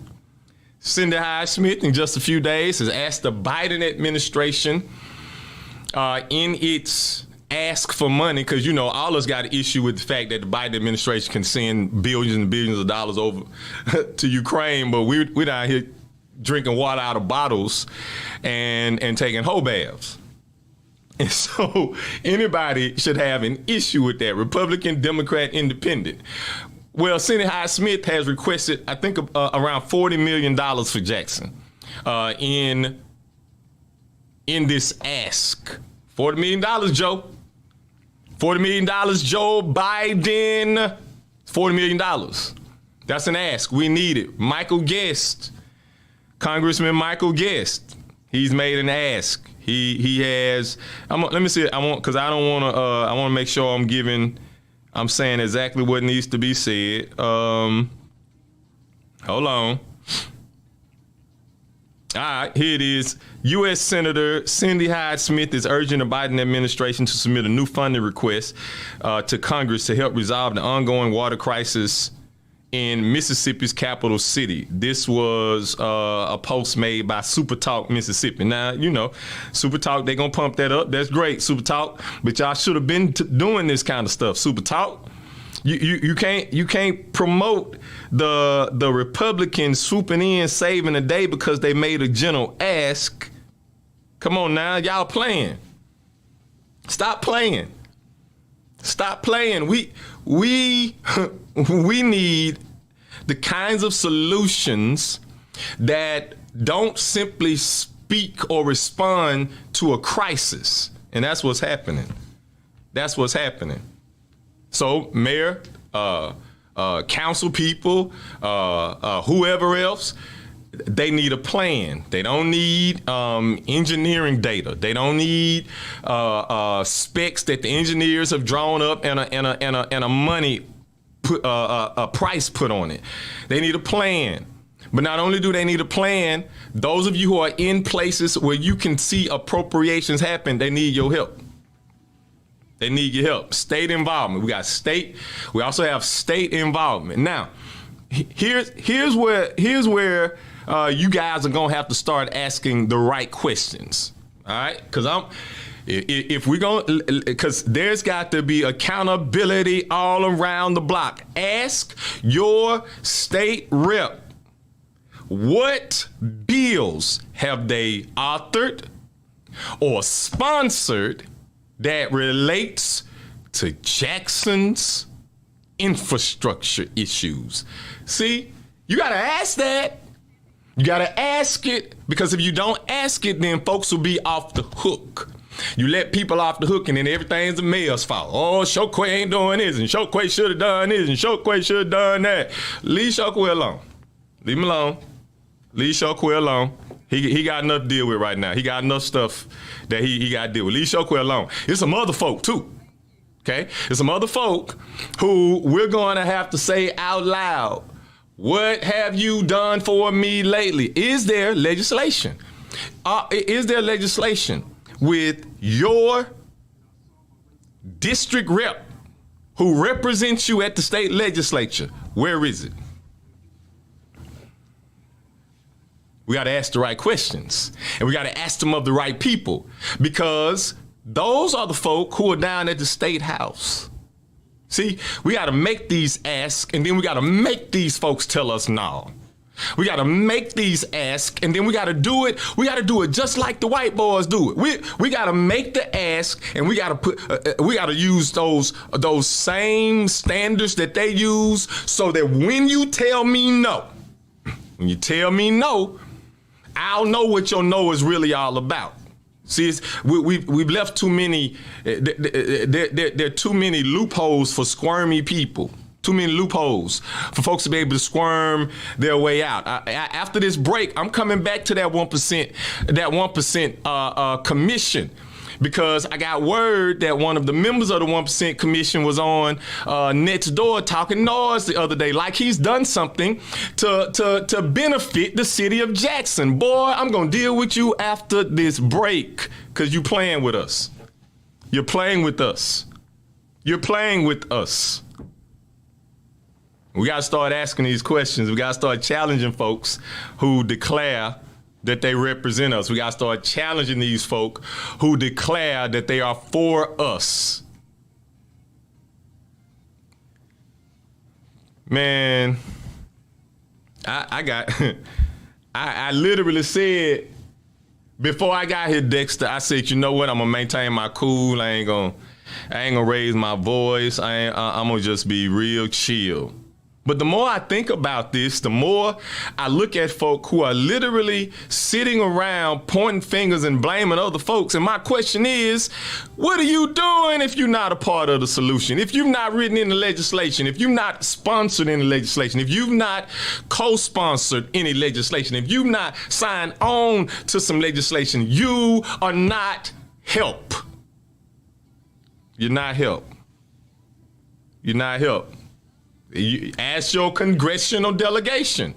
I don't care who it is. I don't care who it is. And we're gonna have to stop this stuff sitting in DC waiting on the little people from the small towns in the district that you represent to come up there and kiss your ring and bring this and bring that. No, we sent you there to bring something back. We sent you there to bring something back. We sent you there to bring something back. And we've got, we're going to have to get focused on what matters. And right now, I'm just not seeing that. I'm not seeing it. I'm frustrated with it. It frustrates me because I actually, well, maybe I shouldn't tell this because that would be a lie. I want to see the city do well. I want to see the city do well. But the city can't do well. The city cannot do well until we hold folks accountable for not playing with us. Till we start asking them the kinds of questions that demands the responses and the answers that gives us the confidence that you're working on our behalf. So I'm looking for, I'm expecting, I desire to see us really start moving ahead on collaboration that is about the people. Collaboration that is about the people. Okay? Because the more it becomes about specific constituency groups, the worse the problem's gonna be. I see you up there, Miss Shoemate. Cindy Hyde-Smith and Tate Reeves both said Mississippi will always stay a conservative state. Tate Reeves told Biden Mississippi doesn't need his help, that Mississippi can take care of itself. Him and Smith and Trump and Trumpsters. Reeves has turned down federal money before. Not only that, he also sent money back about 2 weeks ago, the rental assistance money. So that's the only point that I'm making. That's the only point that I'm making. We got to stop making it seem like we're doing stuff that benefit the people when the people ain't even in the middle of the room that you're talking about. It's only you and what you want to do. Listen, y'all, 1-800-492-5186. Get engaged. We're going to get back on the other side of the break. And when we do, we're going to pull y'all into the conversation. I'm taking questions today. If you got questions, put those in on Facebook, and I'll be fielding those the best that I can. You kind of want an idea about some historical stuff. If I can provide information on that, I'll do that as well. Get engaged with me. Stars, send those stars. As we get ready to go into the break, I'm encouraging those of you who are looking for an opportunity to showcase your business. This is the place. I'm looking for sponsors to join Meet Mason. See y'all on the other side of the break.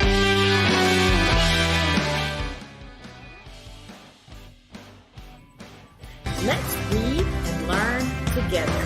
Meet Mason. Written by Sherry Tate. Illustrated by David. Mason is a young, inspired learner. Walk with him as he uses his 5 senses to explore the world around him. Your young one can learn to identify shapes, numbers, letters, and more with Meet Mason. Available now on Amazon.com. COVID's pioneering coronavirus protocol firm, SGE COVID Solutions, is paving the way forward for a safer city government, delivering cutting-edge biosecurity and biosafety protocols which have been developed internationally by top virologists and scientists, using an all-natural cleaning solution that kills COVID-19 on contact like no other product on the international market. Let SGE COVID Solutions provide innovative, rapid facilities testing and world-class, state-of-the-art biorisk safety protocols for all of your coronavirus needs.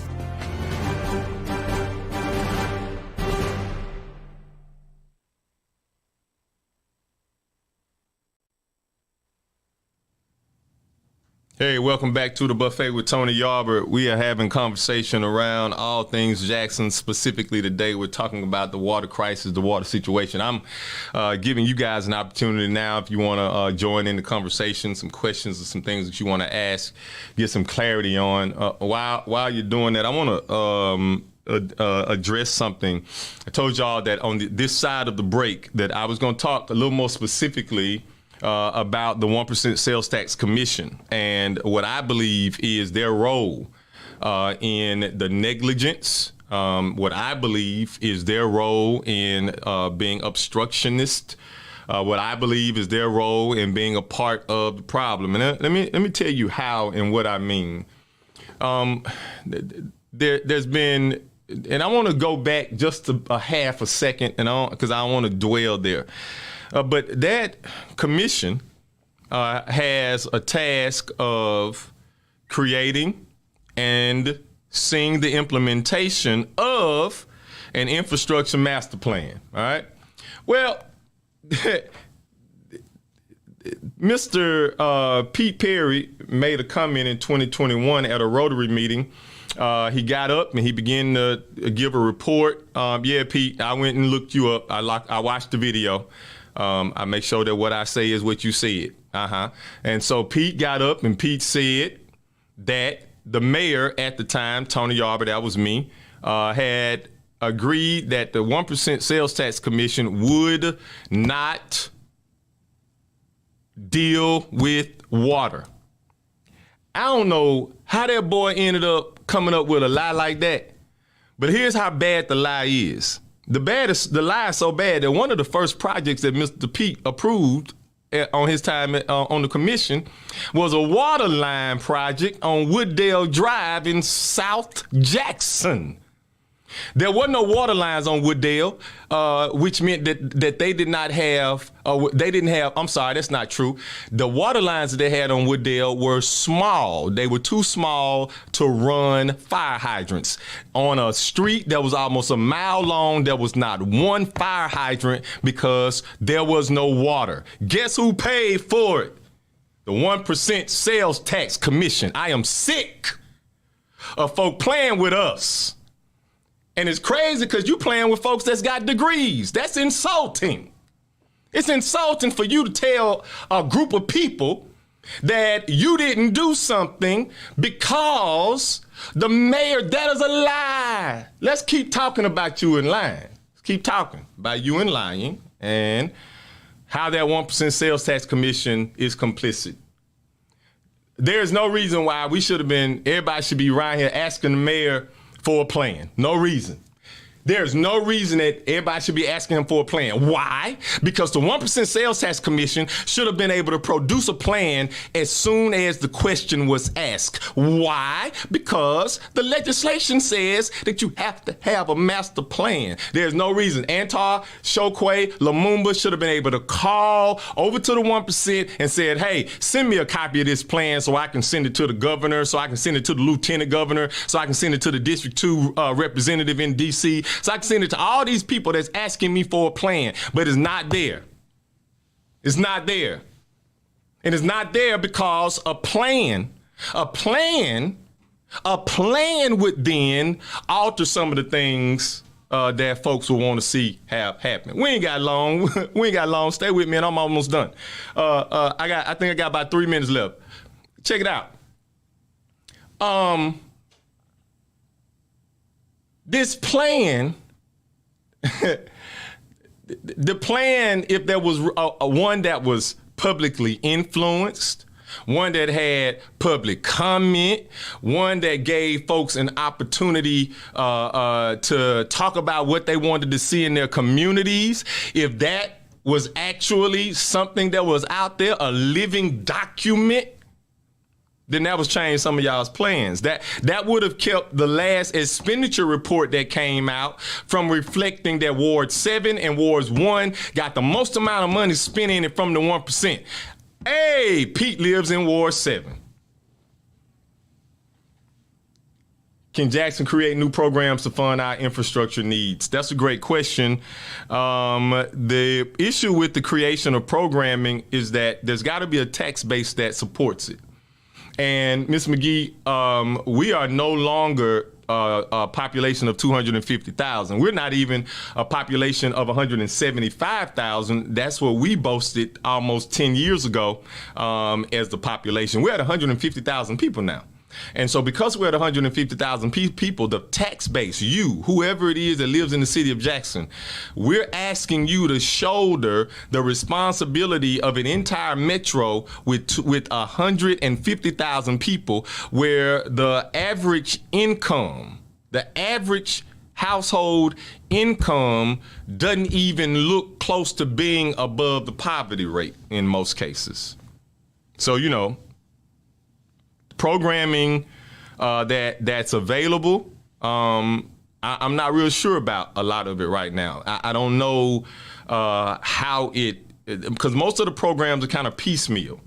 And at this point, Jackson needs more than piecemeal, because anything we do now, it'll generate a little, $1.5 million here, $4 million here, $5 million here. Jackson needs a big deal of a financial package. Like Jackson needs a big deal of a financial package.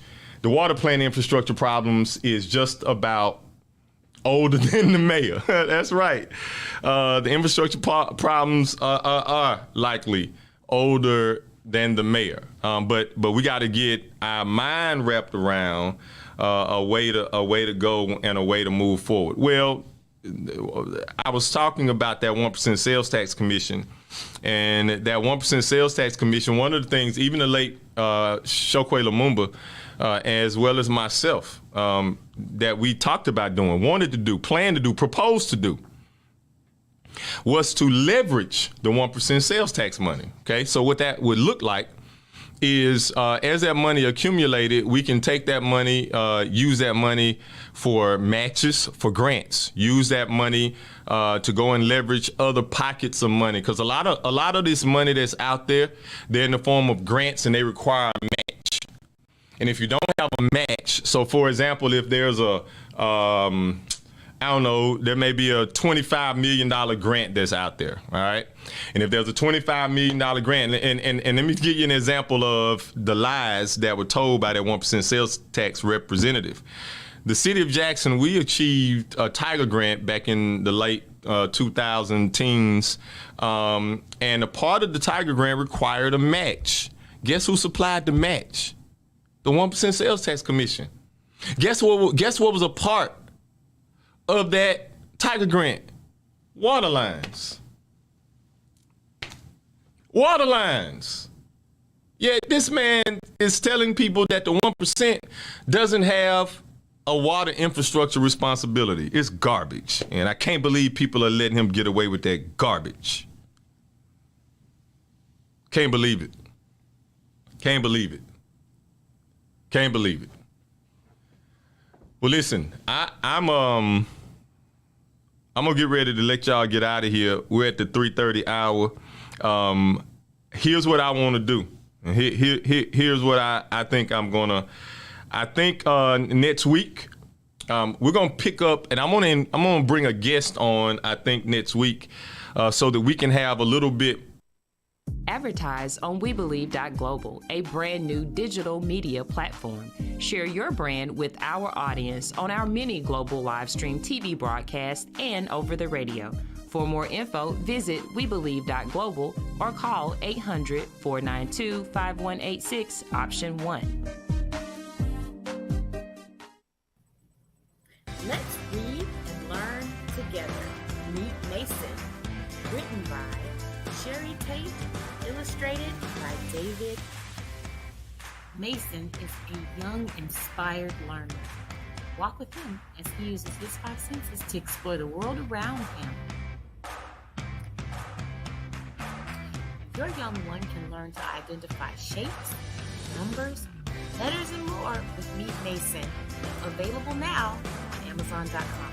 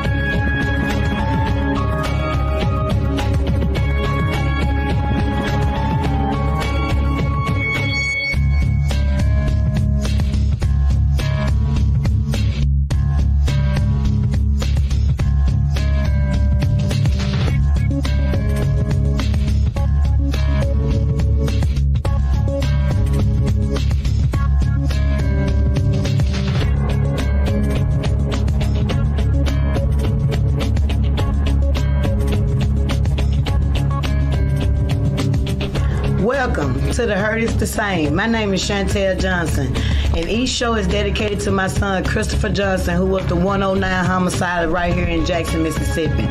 Welcome, welcome, welcome.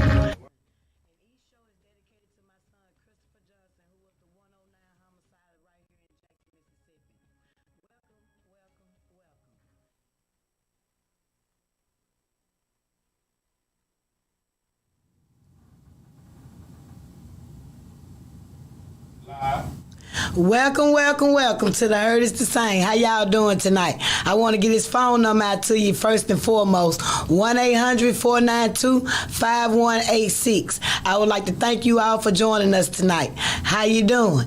Man, it's a lot of topics. I don't know where to start at. So we just gonna jump right on in. You already know what's number one on this platform. These homicides. We almost close to 100, y'all. You know, 90-something is close to 100 for those who ain't following and don't know. And that's a problem. One is a problem. And I just wish that the officials would care more about those and realize those numbers are lives. Call in, get involved. The phones need to be ringing. I want to hear what y'all got to say. I've been looking up and down social media. Hey, everybody got something to say. Seem like all y'all acting like Miss Johnson now. So, first things first, you already know what's been trending around the city. It don't take number for somebody to know your business and they talking about it.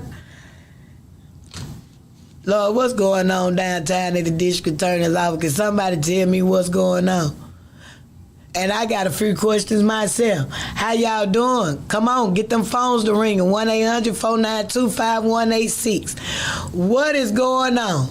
So the Capitol Police then went to somebody's house for a disturbance, and a report was made.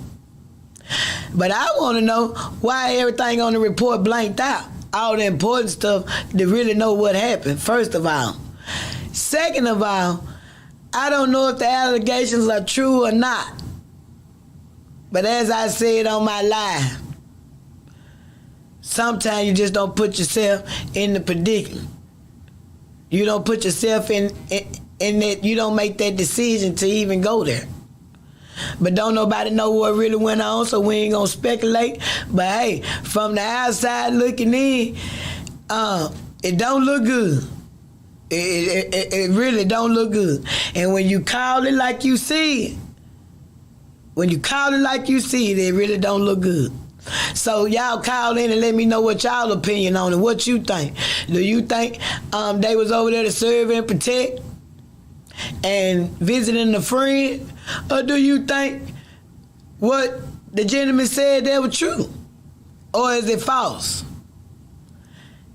Everybody give me your opinion on it and tell me what you think about it. Because we going to come right on back to it. Okay, this water. Oh, Gigi, this water. But I can tell you what, I want to thank everybody for thinking about us down here in Old Jacktown in Jackson, Mississippi.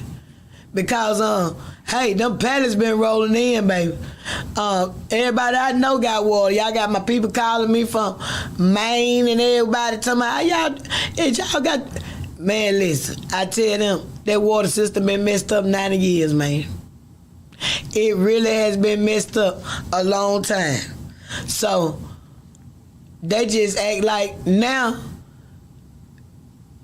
the whole pump system just to stop, like a sinkhole just took the whole building under. That's the way they act like now. And speaking of the water department, somebody resigned. So somebody resigned, and I heard that they just walked away. But sometimes when you got a conscience here, that's what you do. And I also heard that somebody else was forced to leave. So we in bad shape down there. The bottom done fell out down there, but hopefully we finna get some relief. But the only way we gonna get some relief, they gonna have to pay that money. They gonna have to come on with that money to fix it the way that it need to be fixed. Cause what they telling y'all now ain't finna do nothing but put a Band-Aid on it. Ain't nobody talking about spending them millions. They go ahead and get it all the way right. Other than instead of putting a Band-Aid on, we've been putting a Band-Aid on in 90 years. You know? So, I don't know, but y'all can call in 1-800-492-5186 and tell me what you think about it, because a lot of y'all got a lot of stuff to say, because I see it. I've been reading it. So, as I told everybody else, if you done lost a child, get in contact with Miss Felicia Marshall with Grant Me Justice. Come on a team where you can get your lick back. Call in to the show. If you feel like they ain't did nothing, because they don't want to do nothing, they ain't got no resources, guess what? Call in the show. That's the problem. All of these homicides and all of y'all still quiet about it. Moving right on ahead. Yes, we is. Now, Polo say he ain't guilty. Polo pleaded not guilty on y'all. What you got to say about that? So you know when he say not guilty, that means he taking it to trial. You know, all y'all that love all them songs taking it to trial, that's what he doing. He taking it to trial. Well, his trial gonna be in old Peterson courtroom, and they say it's supposed to be there in March, as my people know it. Okay. So, no bond. You don't have no bond. So guess what? Your money ain't no good. You got to sit right there. Because she said no bond. Which I think that is suitable for the crime. Should now homicide have no bond if you ask me? And that was before it came to my front door. Well, I tell you something else that Jack Towner did that's probably some good news to some and bad news for everybody else. OJSU done told Ticketmaster, thank you for your services, but we no longer need you no more.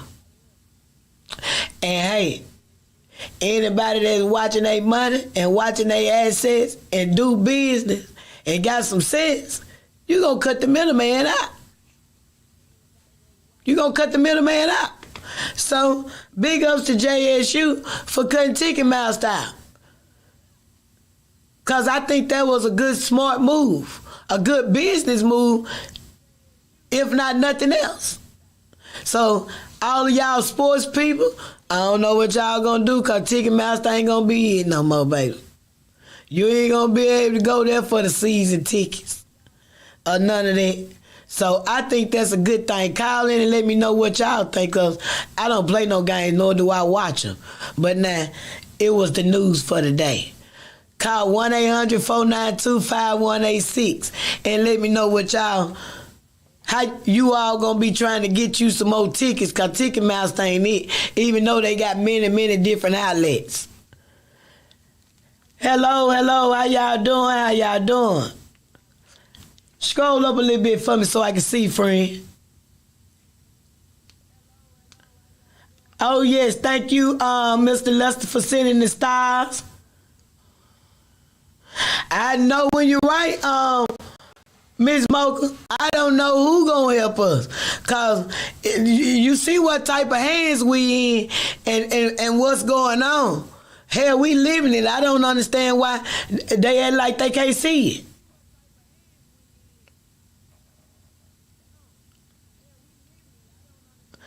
That's a good question, too, about the water. But you know what? I said earlier, they must know something that we don't know, because the water is rolling in. I'm talking about from all across the world. I seen on the thing today, Jada Pickett's son. He's sending water. And they told me he live across seas. He ain't even in the United States. So he ain't even in the United States, and he didn't come back to the United States to team up with some people to send some water to Jackson, Mississippi. So, hey, you know, I don't know. They know something we don't know, though, friend. I can tell you that, because it keep happening.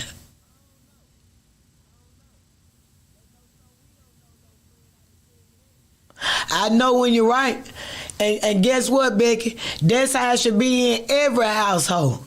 Every household should make everybody in their household vote if they old enough to vote. Because that's our biggest problem in the hood. That is our biggest problem in the hood. And that's one reason why they don't pay attention to nothing or our needs, let alone our wants. And you know, I said something earlier on my Facebook page. You know, everybody talking about the big thing with Brett Favre and Phil Bryant and all of that stuff that's going on with them. But you know what? I think outside of the box, and I always have. They could have never did that on our grandparents' watch. They could have never did that on our parents' watch. Our generation dropped the ball. And you know why? We dropped the ball, they seen a sweet lick, and guess what? They jumped on it. They jumped on. For number one, we wasn't watching our money. We wasn't watching none, because the money came. And you know, I was just sitting up thinking, I said, you know what? Our grandparents had 10 children, 8 children, 9 children, 12 children, 14 children, 17 children. Our parents had 7 children, 8 children, 6 children. You know what I'm saying? But guess what? They couldn't have did that on their watch, because they watched their money. But in our generation, we dropped the ball for as materialistic stuff, trying to do better, trying to give our kids better than what our parents gave us. And guess what? We messed it up. So the lick was so sweet to where they was comfortable with doing it. Hell, we been up here all these years. We see these folks. These folks ain't even worried about the welfare money. That's why they took it. They took it because it was so sweet. And they knew it wasn't going to be no accountability. Why do you think it took for this other generation to get in that administration in order to be able to catch it?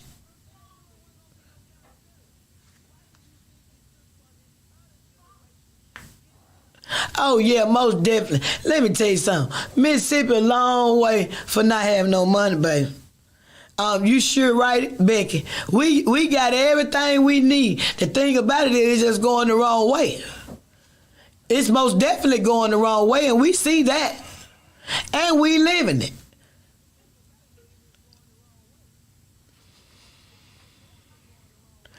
Everything. You know what? You are so right, me, because guess what? It's hard to find something good. It's literally like the schools.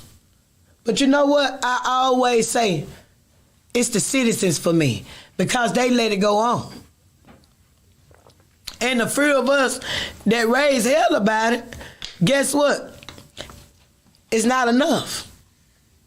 It's not enough. Some carry a lot of weight and some don't. But if all of us got together, something will happen in the hood because if everybody in the hood voted, I'm telling y'all, we can do what we want to do by a landslide.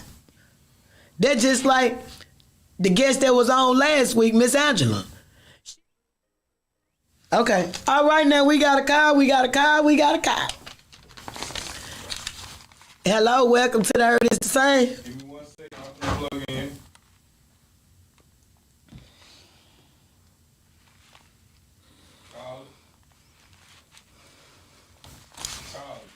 Hey, Miss Johnson. Hello, how you doing? I'm well. How are you? All right, welcome to the Heard It's the Same. I just wanted to mention that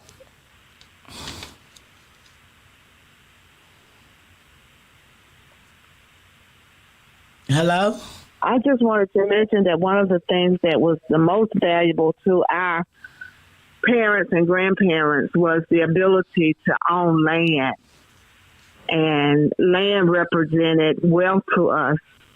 And now that land is no longer important to the Black community, and that's how one of the ways that we've lost our wealth is through the losing of our land.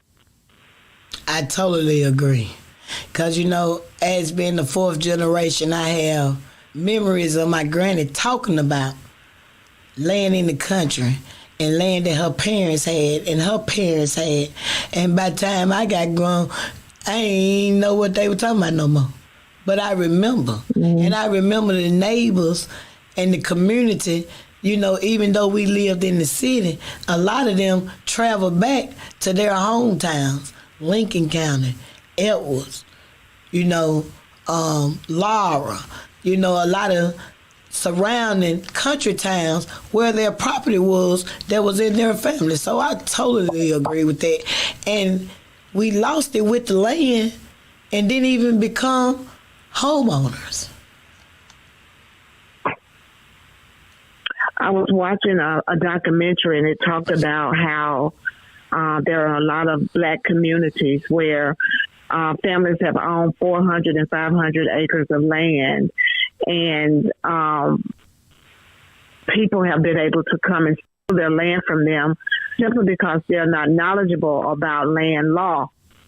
And I just only wanted to mention that because we were talking about voting and we were talking about the community being able to be the community that our forefathers called us to be. And we have to take full responsibility for that.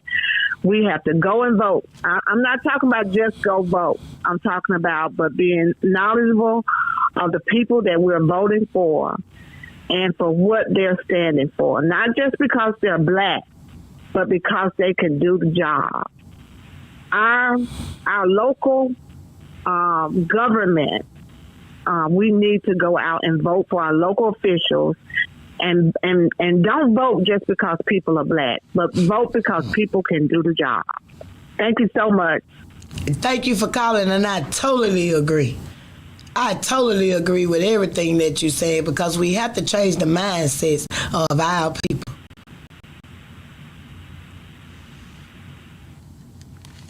All right, caller. Thank you for calling in. And she made a good point about the land. You know, and even when we got away from the land, a lot of us didn't adapt to home ownership. We were so anxious to get up out of the house. We were so anxious to move and get our own place and with our own children and live our own lives until we wasn't even taught that we could have became a homeowner other than rent. You know, and as we got older, our parents started buying houses, but we wasn't educated on buying a home. You was focused on going to school, graduating from school, going to college, and doing the American dream way, the pattern way, you know? So, and surviving. Cause then it was gangbanging days. It was rough. You know, you probably come outside one morning and see a car turn sideways up. Well, the owner was trying to run off with some drugs, and everybody on the corner rocked the whole car sideways. You know, it was crazy. Yes, they are. They buying it back up now. You sure right, Mika. That's exactly what they doing. And if you don't believe it, look around the hood when they say, we buy houses. Right out there in the country, or go look on some of the board when that land come up for sale. They getting it. And half of it got shopping malls and stuff on it. There used to be pastors, well, farmland used to be for families. The new hustle is death and insurance policy. Life mean nothing no more. You sure right? Oh, it been the hustle. Oh, let me tell you something. They doing it just like a hog, friend. They doing it just like a hog. Just like they use every part of a hog, that's the same way that they doing it with what you talking about. The same identical way. They do a human body the same way. It is every part is recycled. Man, listen, it is beyond the wildest dreams. If you think these don't cost nothing, these cost something. Everything costs something. Everything on you costs something. But the thing about it is you don't get the money out for it when they get rid of it.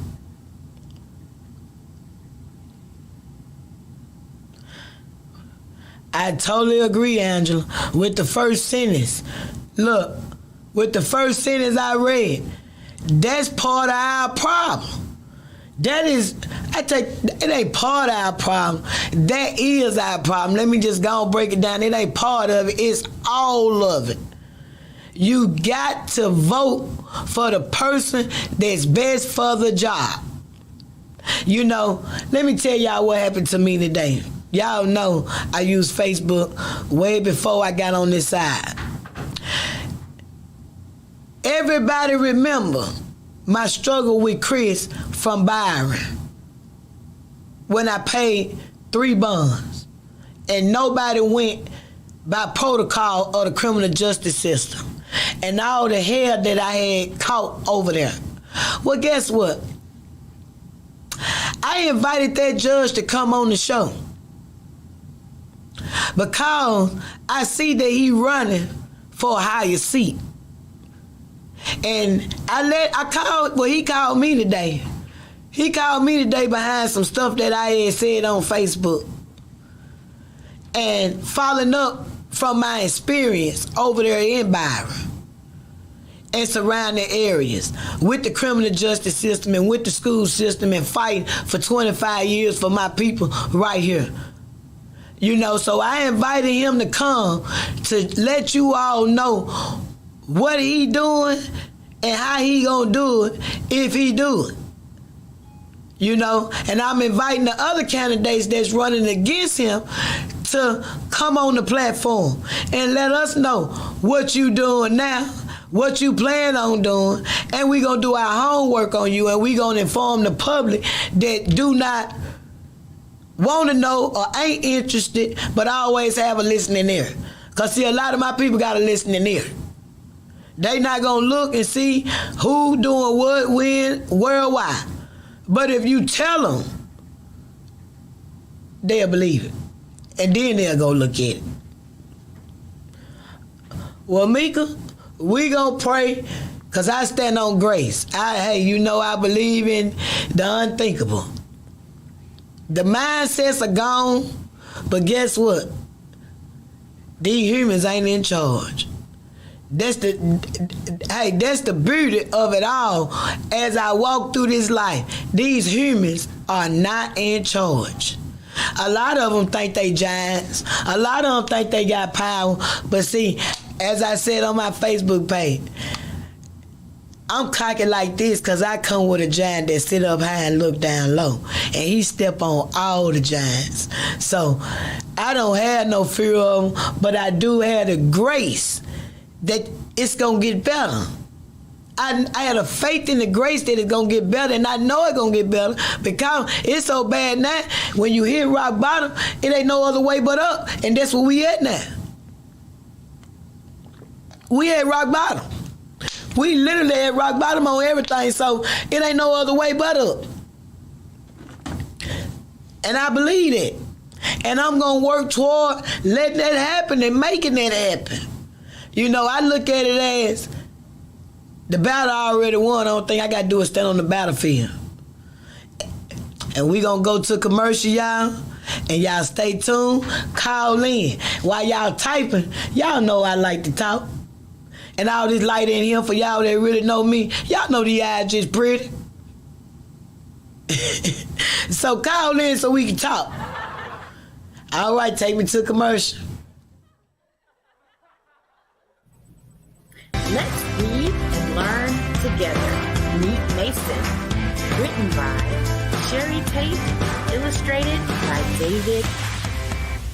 Mason is a young, inspired learner. Walk with him as he uses his 5 senses to explore the world around him. Your young one can learn to identify shapes, numbers, letters, and more with Meet Mason. Available now on Amazon.com. The Mississippi Link is an African-American female-owned newspaper with a trusted voice that is highly respected throughout the city, state, and nation. Our motto, keepers of the knowledge for people who speak the truth, since 1993. Link significantly influences the thoughts, attitudes, and buying decisions of its readers. Call us at 601-368-8481 for your advertising needs. If you would like to receive a newspaper in the mail each week, our annual subscription is only $52 per year. That is only $1 per week for you to stay informed regarding many stories that you can only get in the Mississippi Link. Sign up today at themississippilink.com and click on Home Delivery.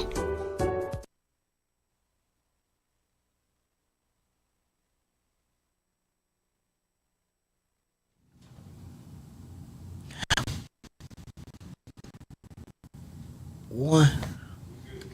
All right, welcome back to the Heard Is the Same. Y'all know telling the truth ain't snitching. So if you know anything about a case, call 355-TIPS and get you a bag. I keep trying to tell y'all that. If you know someone who has lost a child, or the parents have passed away and the siblings are living, let them stand in the gap. Get in contact with Miss Felicia Marshall with Grant Me Justice. It's very important that you do that. You can look at it on my page. Hey, you hear me talk about it all the time. Come get you some love. And guess what? You ain't got to pay like you got to pay for that other stuff to get involved. How about that? Okay, moving right on along. I also want to inform y'all, Heavenly Hands Cleaning Service. You already know we one phone call away. Been on referrals for 30 years. And as I told you, I'm OCD, ADHD, so I'm in my right field. Let me see what else I want to talk about. Man, Cracker Barrel finna leave. Cracker Barrel gone. Cracker Barrel. It's gone off 55 due to the water crisis. What y'all gonna do now? You ain't gonna be able to rock in them rocking chairs no more while you sit there and think about your childhood. You ain't gonna be able to do that no more. You gotta go on up the road somewhere, cause they ain't wasting no more money fooling with Jackson and this water. And let me see what else I had to tell y'all about today. Greyhound, they leaving.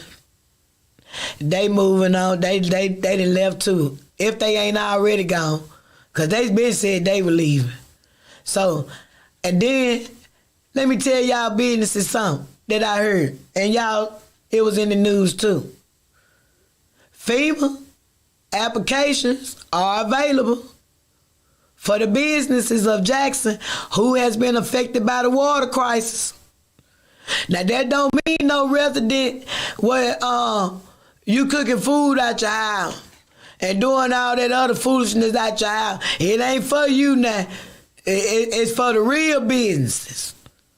They got commercial water bills and commercial light bills. It's for them. It ain't for you got no commercial on a house stove. Okay? So don't try it. Cause I'm telling you that he ain't playing by Mississippi money. If you try, he gonna come for you now. All right, we got a call. Hello, welcome to the Heard It's the Same. Okay. Hey, can you hear me? Yes, ma'am, I can. How you doing? Okay, I'm doing great. How are you? I'm fine. Good. I really enjoy your show. I wanted to know if you could elaborate on the FEMA. Is that for like restaurants? Is that the money that they got for restaurant help because of the water crisis in Jackson? Yes, ma'am. That's what I've been told. I've been told that it's for the businesses of Jackson that was affected by the water crisis.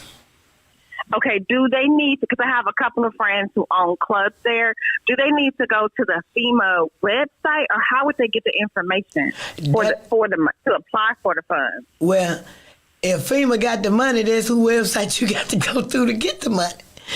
You know, yes, ma'am. You have to go on FEMA website, and it should have all the information there for Jackson residents. And okay, not residents, I'm sorry, Jackson businesses, because residents, it don't apply for. It is only for businesses and companies. Okay, I'll tell her to go there now. Thank you so much. Yes, ma'am. Thank you. Okay, bye. Uh-huh. Call off. Yeah, they say it's for the companies and the businesses only. That's what my resource telling me. They told me it's not for residents or nothing like that. Which I think the overwhelming help for the residents and the citizens, I do want to give you all a big round of applause, because every hood around Jackson have really stepped up for their community. You know, I have really been seeing everybody that I know that's able to lift water, they've been lifting water. Everybody with organizations, they've been helping out. Big up to the churches. I've been seeing y'all. The unity that we have really shown here as Jacksonians in Jackson for this water crisis, I must say, we did that. You know, they say a lot of bad stuff about us, but that is one good thing that I have seen. Each community, and they've been getting it to our elders. They've been getting it to our disabled. You know, a lot of people from the neighborhoods, you know your elders, you grew up over there, you know they not waiting on nobody to take them nothing. They getting the water and they taking it to them themselves. So, hey, big ups to that. Because at the end of the day, that's really our basis. That's really what we was raised on. We were raised on honor thy neighbor. Treat people the way you want to be treated. And I also see them trickling it down to the young generation. I've been seeing a lot of young folks out there helping with that water. Big ups to them. And guess what? They got their pants pulled up too. Yeah. They able to walk with that water, and they got a belt on. Oh, let me tell you something. I've been riding around checking y'all out. Yeah, and hey, I love it. It warms my spirit, it warms my soul, and everybody see me at the red light like, what's she so happy for? I be like, yeah, we getting it, you know. One step. I don't care if it's one step, and guess what? God got a way of bringing all us together. And this water, it buckled us. Just like Katrina. It brought everybody down to one size. Yeah, you know, like them African clothes, one size fit all. Yeah, it brought us all down to one size. Because see now, people who ain't never said, oh my God, Jesus. Yeah, see, when you got the water, you got the trash, and everything just piling up on one another at one time, it'll make you say that. But only this time, the whole city said it. The whole city said it. See, now, it used to be bits and pieces saying it. Now, we all saying it now. People who ain't never even spoken, when this water and all the stuff start coming on, guess what? You spoke it. Oh, my God. What we gonna do? Now you thinking. And that's what we need to do as citizens. We need to get concerned. So, when it's getting time to vote, I can't talk enough to y'all about voting because this judge's race is very, very, very, very important. All the races are very, very, very important. You should just want to vote. You should want to feed your soul, your spirit. To me, it's like you're winning at the boat. When you cast your vote, it's like winning at the boat to your spirit. And for those who can't, make sure it's somebody in your household or next to you or people that you affiliated with. You make sure you take them. And then you see what you got to do to reinstate yours, because many laws have changed. And there's a lot of people that's getting their rights back to vote. And majority of those folks that got those golden seals, if I'm not mistaken, laws done changed for you all tremendously. You know? You done paid your debt to society, and you should be able to start back voting. You're going to have to just check into it and make sure.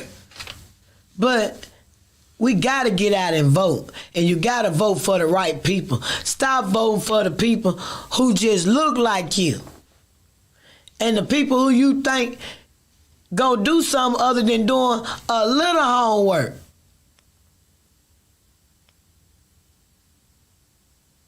Yes, yes, yes. Miss Felicia said and do the same thing for the murders that's affecting our city, because look like don't none of our officials really care anything about that. You know, when the national spotlight was down here last year, you know, everybody acted like they was concerned.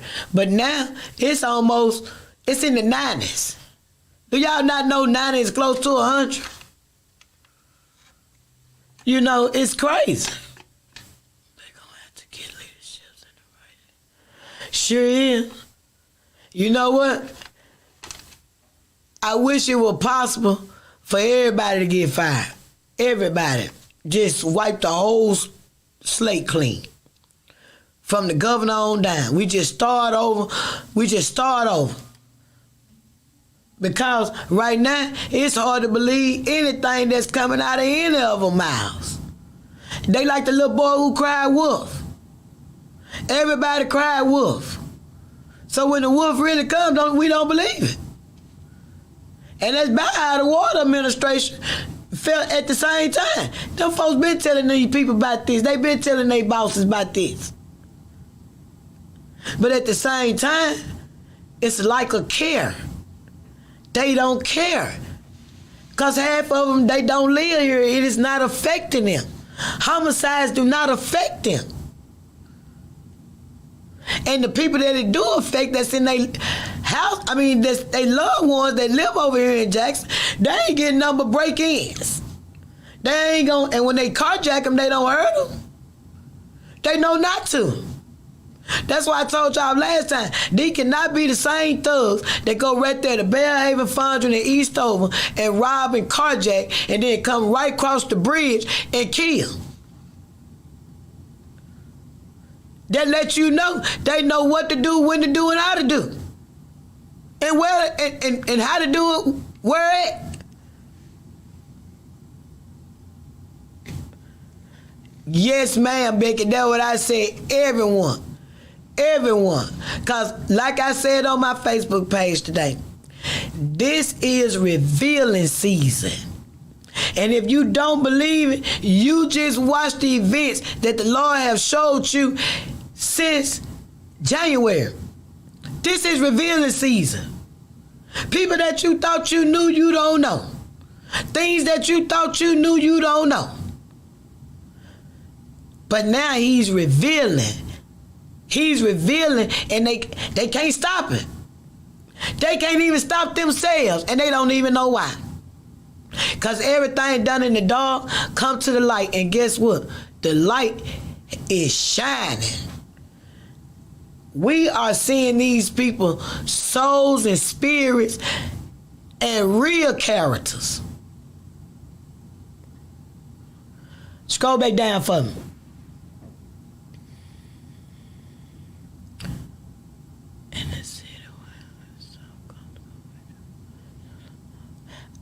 Exactly.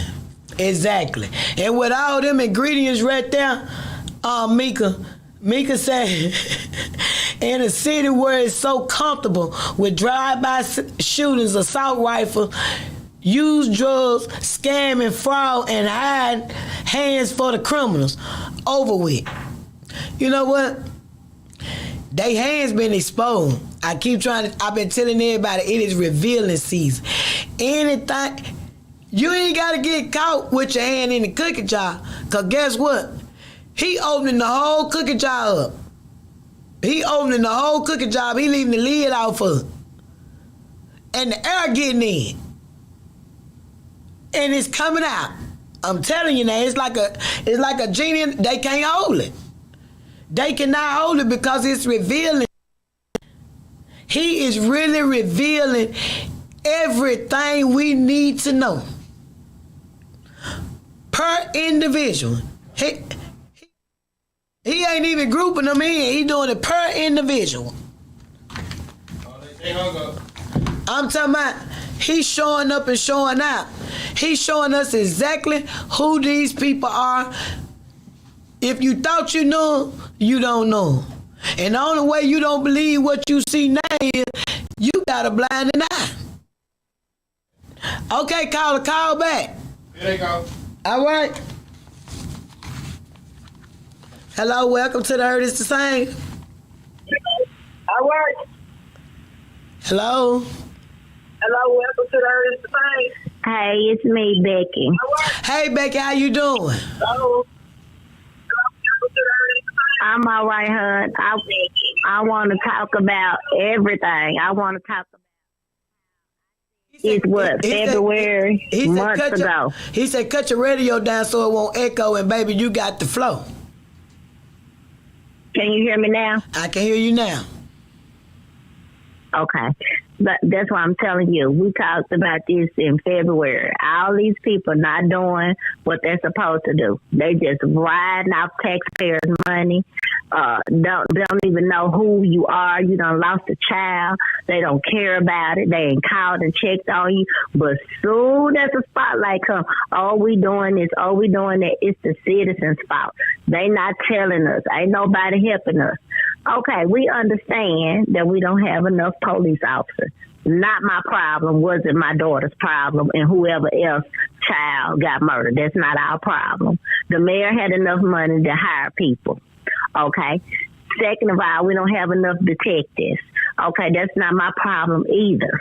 Okay, again, they were awarded funds, federal funds for that. They've done nothing with it. Okay, so I'm not in the limelight. I don't have podcasts, but I know who to speak with, and I know what is going on. And everything from the jail on down, they started with the jail. It's going to be a whole federal takeover because they have done nothing with money they've awarded. And then our crazy governor, mad because he about to go to jail and send funds back to help people, homeless people. When people don't have no other resource to go to, they rob, steal, and kill. So the problem ain't gonna end till they fix where it started. I'm angry as hell. I'm angry at all of them. But I do one day at a time, one thought at a time, and I write my letters and I talk to who I need to talk to, from Washington, D.C. all the way back down to this rotten city. And people are being quiet, but I'm not. People are killing the significant others and getting away with it because it's not what you know, it's who you know. People surviving off the system, getting burned because it's not what you know, it's who you know. I ain't being quiet. I know who to tell. I totally agree, and guess what? We just two mothers who lost kids. But look at the statistic. What the rest of them at? What the rest of them at? The rest of them, they won't say nothing. They won't do nothing. But get on the phone and tell everybody around the corner, but won't drive downtown or won't get with mothers like you and like me and try to hold these people accountable. And then when we go down there, they look at us like we crazy. Yeah, like it's our fault. I passed out paperwork. I passed out applications, everything. I said, this ain't going to cost you a dime. Come to this group, and they can help you. Stop calling and asking me. I'm not the resource lady, and if I was then, I'm not now because I'm fighting a whole nother battle. When someone is taken out of your life, it's a whole domino effect. My grandbaby grieving, my son's grieving, my mom grieving, and I ain't got a damn card. Do you hear me? Not a phone call. So now I ain't gonna walk in your office. I'm gonna walk in your boss office, and if your boss can't help me, I'm gonna walk in the other boss office because I know people too. Since this entire city is built up on not what you know, but who you know. So I'm gonna use it too. Okay. I'm gonna use it too, just like everybody else. I'm gonna use my get out of jail free card too, because that's what they doing. In our face. They be having the facts. Know who did it. I totally agree. Okay. You know. So guess what? I'm a grieving mom. I'm not a bitter black woman. I'm a grieving mom. It ain't gonna never stop. My entire life has changed. And nobody don't even care. They going on partying about their ways. All the city leaders. They at every party, every game, every tailgate. And then look at you like you nothing. Yeah. So guess what? From the governor on down, they won't be here no more. And you're right. People are walking off the job because they not going to take the file for you no more. They not taking the file for you no more. Why ain't nobody tell nobody that we supposed to been at the Children's Museum signing up for the class action lawsuit for this water? Why nobody told them that you could be awarded $17,000 a child? Why they didn't put that on the news? Because we over here worse than Flint. Oh, yeah, because you know, the news station down with them, too. That's their buddies. That's why I thank God that we got platforms like this right here. You know, that's even when I was fighting mental illness. Before it even came to my front door, I kept telling everybody, trying to get on the news, trying to get on. They like tragedies. They don't want to do nothing positive. Oh, no, not one time had they aired a chance and a choice handing out water. The radio station handing out water. Oh, guess what? First Jackson Church gave out filters to go on your sink and water. What was that at? They didn't tell nobody about that. But somehow, our infamous DA made the news. I guess that's what's important now. Yeah, that's what's important now. Anything but the homicide. The water not important no more. No. Okay. No. Don't ask me to speak, because I'm going to drop the mic on their butts every time. Every time. And they know I'm getting all kind of text messages right now. I ain't going to stop.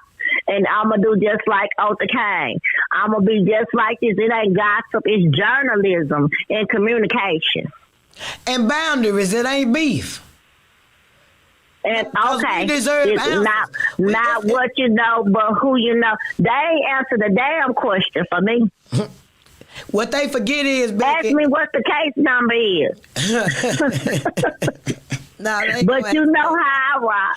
Yeah. I ain't got to say nothing. I'm going to show results. You already know. Well, they forget his body's in that ground over there. That's something we can't forget. Yeah, and him too. Let's talk about that. They don't care. The count's still going up. It ain't them. It ain't them. That's why it ain't their folks. But when it's their folks committing the crime, and I ain't necessarily talking about relatives, I'm talking about friends, people that work for them. Oh, I said I'm a killer, and I'm going to do it, and I'm going to get away with it. It happened right in front of our face. But now let's see. Now that the Fed's here, on your butt, let's see what happened now. I would like to know. Let's see who else going to quit. I bet you a few more quit this week. I bet you. From the detectives on down. Well, it's been going on too long. This is revealing season. I keep trying to tell everybody, this is revealing I thank God season. for discernment. Me too, because I prayed for revealing season. I already knew it. I knew it back then when I was fighting mental illness. And when I got on this side, I went on this side 24 hours when I made that live on the news a day after I lost Chris. I knew then what time it was. I knew then that my fight was against them and them demonic spirits that floating around up in there. I knew it. I felt it. I knew I was being lied to from the door. My child wasn't even gone 24 hours and I was being lied to. So I knew other mothers had been lied to. I had just got on that side and I knew I was lied to. But they want to persuade you that they helping. That's why I say I appreciate it's so many different Grant Me Justice. I appreciate Miss Felicia from Grant Me Justice. I appreciate you for reaching out to me, because when it happens, you don't know what to do because you don't expect it to happen. And these people don't care. And then guess what? If you don't go ask no questions, they ain't going to call you. If you don't show up, they ain't going to call you. I went about 25 times, I know. And I said, this is now I got to call the upper hand. Now I get phone calls. Now they want to give me, but it ain't helping me. It's too late. See, I don't put my pen and paper down, and they know what's to come. You ain't got no answers for me. And if you did, it's still like what I want to hear, because it's a damn lie. Just like you said, it's a lie. That's why I ask no more questions, because they still gonna lie. But I bet you, if I go down here Friday, I know where they all gathered, like they at worship service. Yeah. And you know, as soon as I get where I won't be quiet no more. I pray for all the mothers. I done lost a niece, a nephew, a cousin. I'm talking about to gun violence. Those people not in jail. The person that murdered my daughter is in jail, but has he went to trial yet? It's been a year and 4 months. You think I'm okay? I'm not, and I'm going to show them. I just do things differently. I ain't got to be in the limelight all the time. I put some black and white, some paper, like my white friend showed me how to do. I'm putting it in some black and white. And now we can't go back and forth, because you ain't going to get to tell me no lie, because that means you just said it. If I ain't got it in paper, it never happened. They been showing me that. Oh, yeah. My daughter got killed on May 19th. On May 20th, 2021, they been showing me they was about their own life. They weren't about ours. So now the tables are turning. And everything I told somebody, I mentioned it in February, what they was doing. Nobody believed me. I said, they don't care. I believe you. They don't care. I believe. But now everything I said is showing up. Boom. I ain't got to lie. I ain't never had to. Baby, I told I you. don't fake support nobody. I don't fake friends with nobody. If I don't like you, I just don't deal with you. But when it comes to grieving about my daughter, that's all I care about. I don't care about nobody else's business. I don't care who over there. And she said this. When it comes to Ricardo Janicia Brown, she will not be gone in vain, ever, because she didn't deserve that. My daughter went in no street, a nursing degree, her own house, in the comfort of her own home. And I'm so sick of everybody talking about, was it her boyfriend? No, it wasn't. But if it was, does it make it right? Okay. She wasn't related to him. He was nothing to her, a bum in the street. They don't even get it, man. They don't even get that we can't even, you can't hurt us. Like, you literally cannot hurt a mother who have lost a child with nothing but another loss. Nothing but another loss. And that ain't gonna happen. And that ain't gonna happen. You got that ain't gonna happen. Okay, friend. You know what to say. Listen, I done took up all your time. No, but y'all keep pushing, keep fighting. You say what you want to say. And guess what? And keep talking, baby. I called all the way to Portland, Oregon. Them people sit down here, 3 18-wheelers for the elderly people, because it's where I stay, the nice assisted living home. They didn't have no water. And people weren't seeing about them. Them folks ain't got no family. That's my job. I'm a hospice care nurse. I'm seeing it in my face. So I called some people that know some people. Bring some 18-wheelers down here. That's what they did. And we thank you for sending. I'm gonna step in if I can. Right.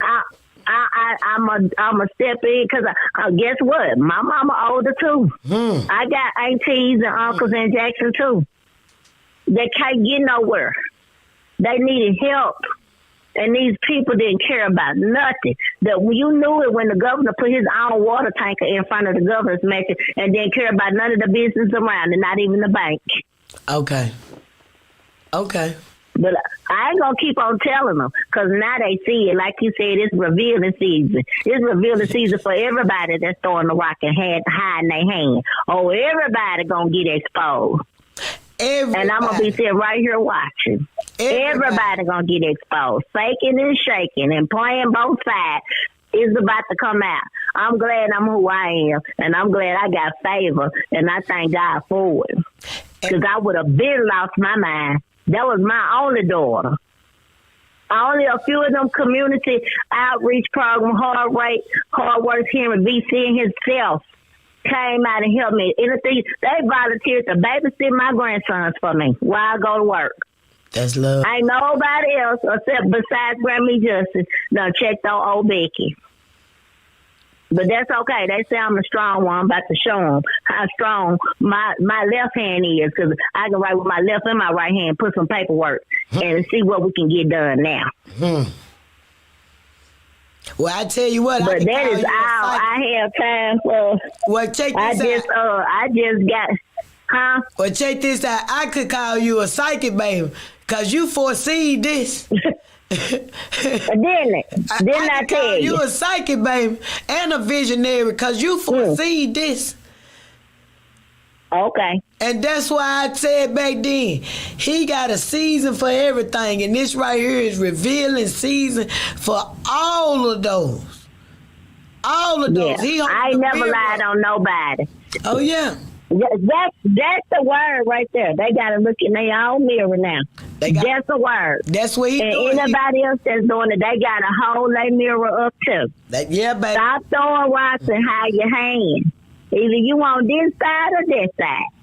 That's it. That's it. It ain't no in between. I can't straddle the fence. Don't do that.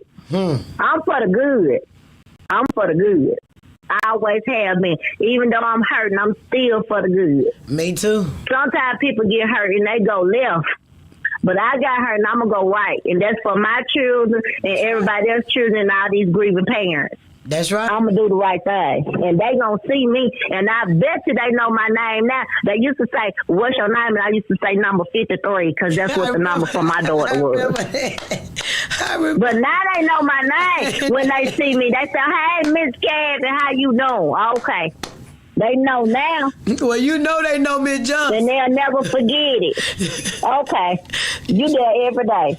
You know they know me. You there every day. And big shots up to Mr. Young at the front desk. Mr. Young need a raise, baby. Because Mr. Young is all right with me. He don't serve no two guys, yes, baby. He don't serve no two guys. That's why I love Mr. Young to death. He don't serve no two guys, baby. So, Becky, we gonna get there. That's right. We gonna get there, and I'm calling out all the other mothers. I appreciate all y'all. I'm gonna let another caller get to you, honey, because I know your mind blowing up now. Because you know when I speak, everybody listens. Baby, so I'm gonna let y'all go. I love y'all. Thank Keep you. pushing. Yes, ma'am. You too. We You're gonna welcome. do this together, baby. Yes. Yes. Thank you for calling in, baby. And like I said, you a psychic. You a psychic. But that's the word that they understand. But I'm gonna say that God showed it to you before it happened. Cause we talked about this in February. Literally, and everything that we said have come to pass. I want to thank y'all for tuning in tonight. I want to thank y'all for listening. Get involved. Tell a friend and tell a friend. We will be back on. We on Fridays now from 7 to 8 p.m. Hopefully, y'all can get involved. Let me know if you want to be a guest. Just know one thing. We talk about what you want to talk about. This platform is for the community. Just come in. Like I said, if you call me at 7:45 and say, Red, I want to be on, I'm going to drop that location and let you come on. Thank you all for tuning in. On my son case, 1 down, 3 to go. As you know, I'm still looking for you and I'm still coming for you. Every day, 365, baby. And for the other mothers, y'all get involved. Get in contact with Miss Felicia Marshall with Grant Me Justice. Come on, get your lick back. Y'all also tune in to my homeboy show where you can take your lick. You already know the slogan. Y'all have a good night. Thank you for tuning in. Love on somebody and spread some love and go read some damn brochures so you can see who to vote for. That's the most important thing of the night. Thank you. Say his name.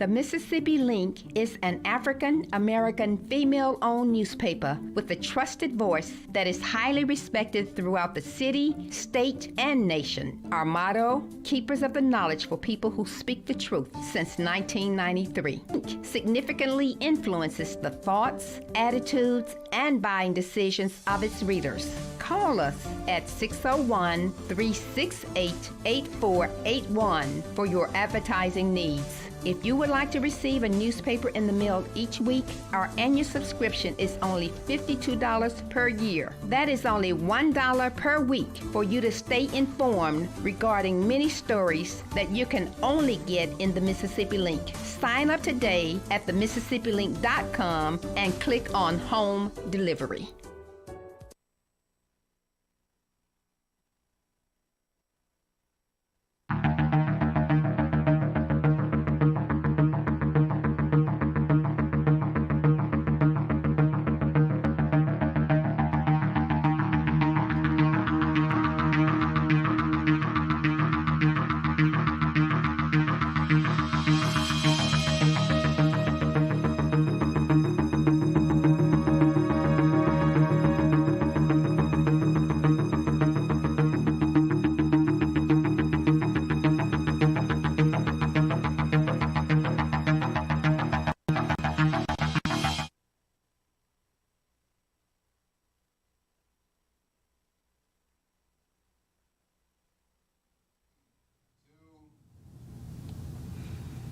Good afternoon, and welcome to We Believe Digital Newsbreak.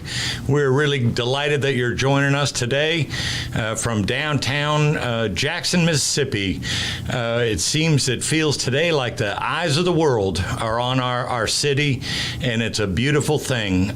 Jackson, Mississippi, they're seeing us.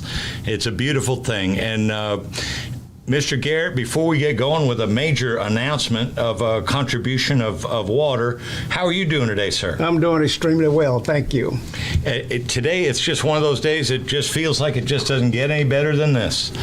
So we're coming to you today from our We Believe Digital Studios. We're so happy you're with us. We have a major announcement to make that's just released to the public just very recently, a partnership between JP Morgan Chase and the United Way of the Capital Area, two amazing organizations. And let me just share with you, and this comes to us from Justin Page and also from Gene Frazier, who is the corporate relations manager at United Way. And these two organizations are pairing up to help us in this water crisis that we're having here in Jackson, pairing up, announcing a $40,000 emergency water distribution, supporting Jackson area families and communities during the crisis. And so just a little bit deeper, the Water Crisis Relief Partnership of 88 pallets of bottled water scheduled for arrival in Jackson on today, with a commitment $20,000 from JP Morgan Chase. And United Way has matched that. The Water Crisis Relief Partnership now bolstered to a value of $40,000. The support from JP Morgan Chase comes at a critical time as the city's main water treatment supply failed, with limited supply to its fire stations to fight fires, leaving some community health care providers and centers having to secure water pumps for basic things such as dialysis and other support services. Little to no water in some households, notwithstanding drinking water that's for some folks it's questionable whether it's suitable for human consumption.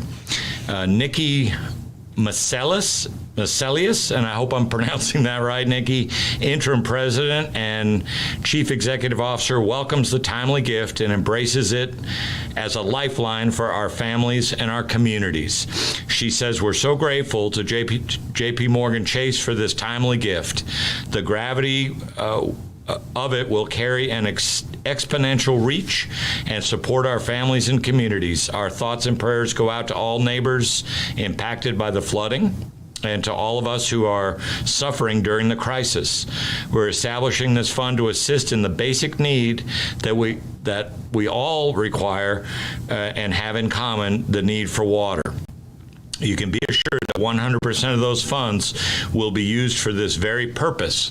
And they have contracted with a company in, I hadn't heard this name before, Ottaugueville, Alabama, a black-owned business, to coordinate delivery to sites throughout Jackson, including Sykes Community Center, Oak Forest Community Center, Westland Plaza, the IAJE Community Center, that's Immigrant Alliance for Justice and Equity, Grove Park Community Center, and the Mississippi Move organization directly across from Tougaloo College. Everyone deserves access to clean water, said Jennifer DeSalvo, Chase Market Director for Mississippi and Alabama. We're so proud to stand with the United Way of the Capital Area and deliver this critical resource to our neighbors in Jackson. This is the second time that JP Morgan Chase and United Way have partnered. They did it once before in March 2021. So we are just delighted that these people are coming together to be a life ring as Jackson is really struggling right now. And also they urge people to remember that they can always call 211 for critical services and assistance at any time. So we thank very much the United Way Capital Area and J.P. Morgan Chase for seeing Jackson, because as we all know, that's not always the case. So thank you so much for that. How about that announcement, Mr. Garrett? Well, I think it was long, that's for sure. Yeah, it was long, but we want to give the people, the whole deal. Okay. I think it's an excellent partnership between United Way and Chase. Chase is a local entity that has not always been in the Jackson area, so I'm glad to see that they're moving in and taking some corporate responsibility, some civic responsibility for what goes on in the community. Mm-hmm. We asked the question, where are your Trustmark and where are your Regions and Wells Fargo and all of the other banks in the area. Right. So, but it's just, it's really amazing how things just seem to be coming down on this day today, Friday. I mean, it was just Monday morning when the Pearl River crested, a little bit lower than expected, but certainly had already hammed up the works over at the O.B. Curtis plant. And so, in fact, we're expecting sometime today to have the head of FEMA be on the ground here in Jackson, and her name is Deanne Criswell, and she says she wants to ensure Jackson has absolutely everything that's needed to restore its water quality. Well, I know that's good news. Good news for the state, good news for the city, good news for this 150,000 plus citizens that are affected by Jackson's water issues. We give just a little background to our viewers out there across the world that Jackson recently lost pressure in its drinking water facility. And we were under boil notices for several weeks because of the inability to get 2 consecutive days of positive testing from the Environmental Protection Agency. And then during that period of time, the storm hit and the flooding occurred, and I call that a perfect storm. And during the flooding, Jackson lost 2 of its raw water pumps that pulls water out of the reservoir here in Jackson, Mississippi.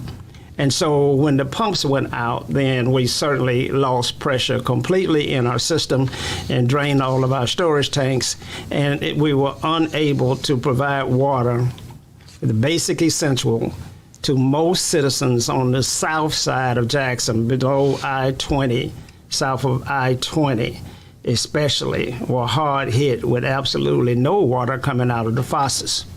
So we then do, as Jacksonians and Mississippians always do, we chime right in and lent a hand, and Garrett Enterprises immediately dispatched, upon approval by the mayor of the city of Jackson and on request by the city council president, the city council member of the city of Jackson, we dispatched a 6,000-gallon tanker down to Forest Hill High School that will provide non-potable water for those citizens. The critical part of this situation is being able to have sanitized areas. You have to be able to flush your commodes.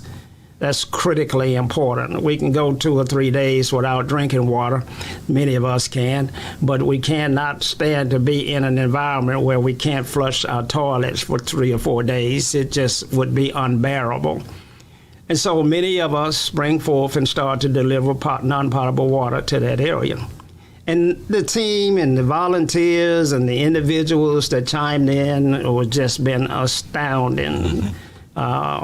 Chris mentioned the United Way in their efforts, but every sorority, every fraternity has sprung into action during this particular crisis. The lines are long today.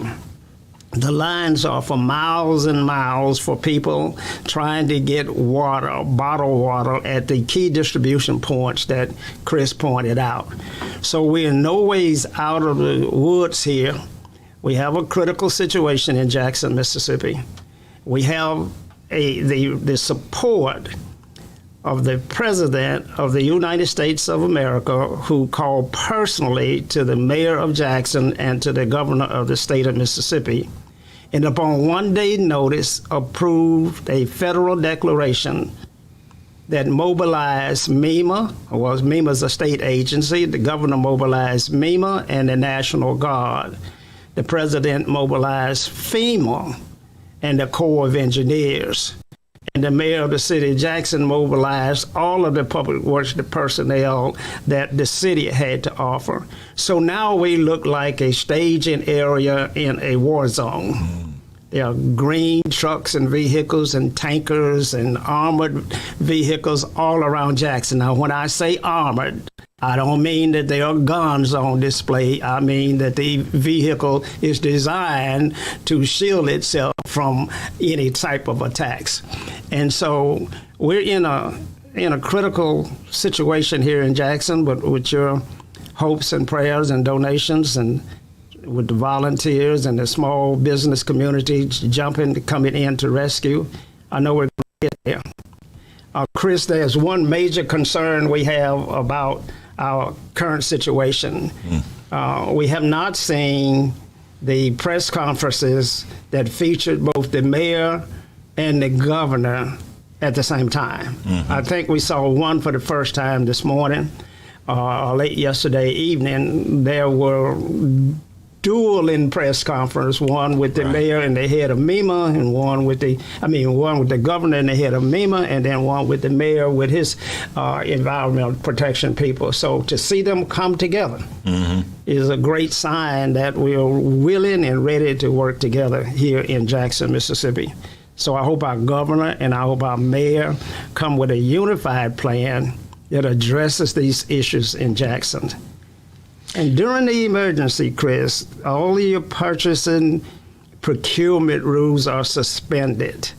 And so the mayor needs to have the ability, the autonomy to select vendors and contractors to provide services in his city.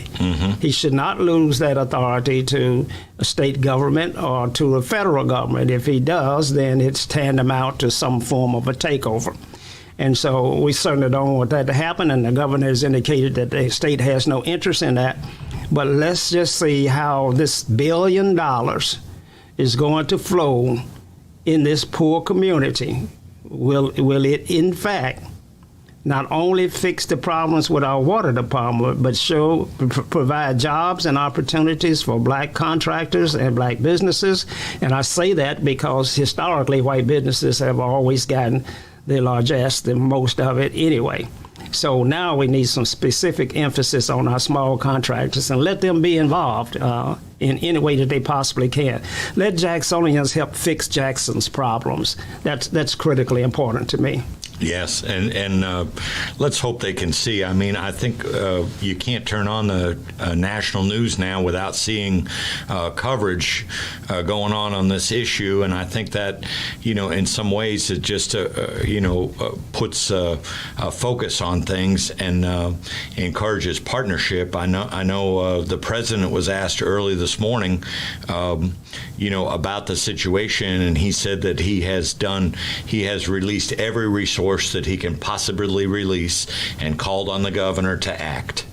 Well, that's good news. President Biden has gotten a lot done, Chris. I mean, I don't know of any president that has got as many things done this quickly as our president in Washington, D.C. has. I mean, the measures in terms of the anti-inflation bill, the way he responded to the pandemic, the ARPA funds that flow through, the PPP loans to the business community, the emphasis on poor schools and how the funds were allocated, where your poor schools were supposed to get the most benefit from the funding source. And so this president and Vice President Kamala Harris have just really responded during this crisis that we're in. Yeah, and the student loan forgiveness, another thing on that list. Yeah, tremendous. And I know he was terribly upset and defeated by the reversal of Roe versus Wade, but he still has had some tremendous victories, and the appointment to the young lady to the Supreme Court. That's right. So I just think that Joe Biden is one of the best presidents that we've had of all times. You know, I was just reading yesterday. Just to dovetail into what you're saying, I was just reading yesterday on one of these conservative blogs or whatever, and they were reminding the public again about how, when Judge Ketanji Brown Jackson went before the Senate and was grilled about, what is a woman, by Marsha Blackburn in Tennessee, one of the senators from Tennessee, and just, so many people are so invested in division, dividing our people, but yet here we're seeing now, as you just articulated, we're just seeing a level of cooperation and people going out of their way to help us in this time of need, and it's a beautiful thing. The more we can let go of this division and just realize that people are people, and human beings need water, and they need clean drinking water in order to survive. Yeah.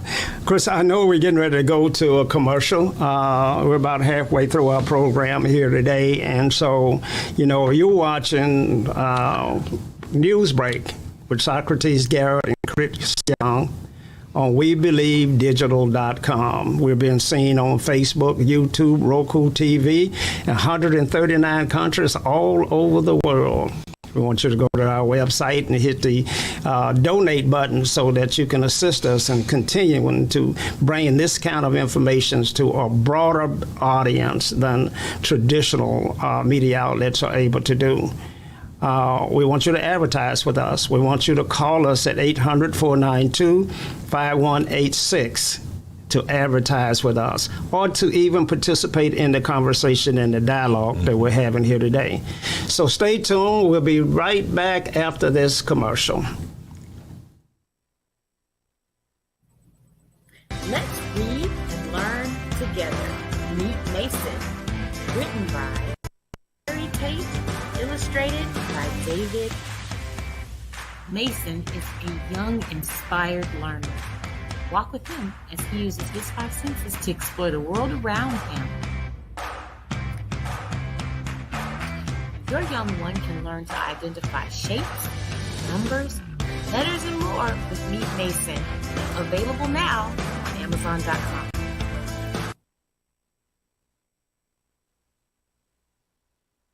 Advertise on WeBelieve.Global, a brand new digital media platform. Share your brand with our audience on our many global live stream TV broadcasts and over the radio.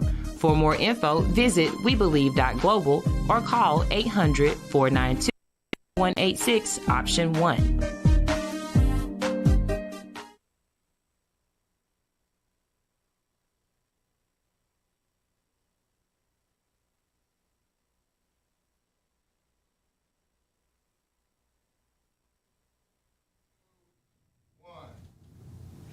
Welcome back. Thank you very much for paying attention to our sponsors and our advertisers. And welcome back to We Believe Digital News Break.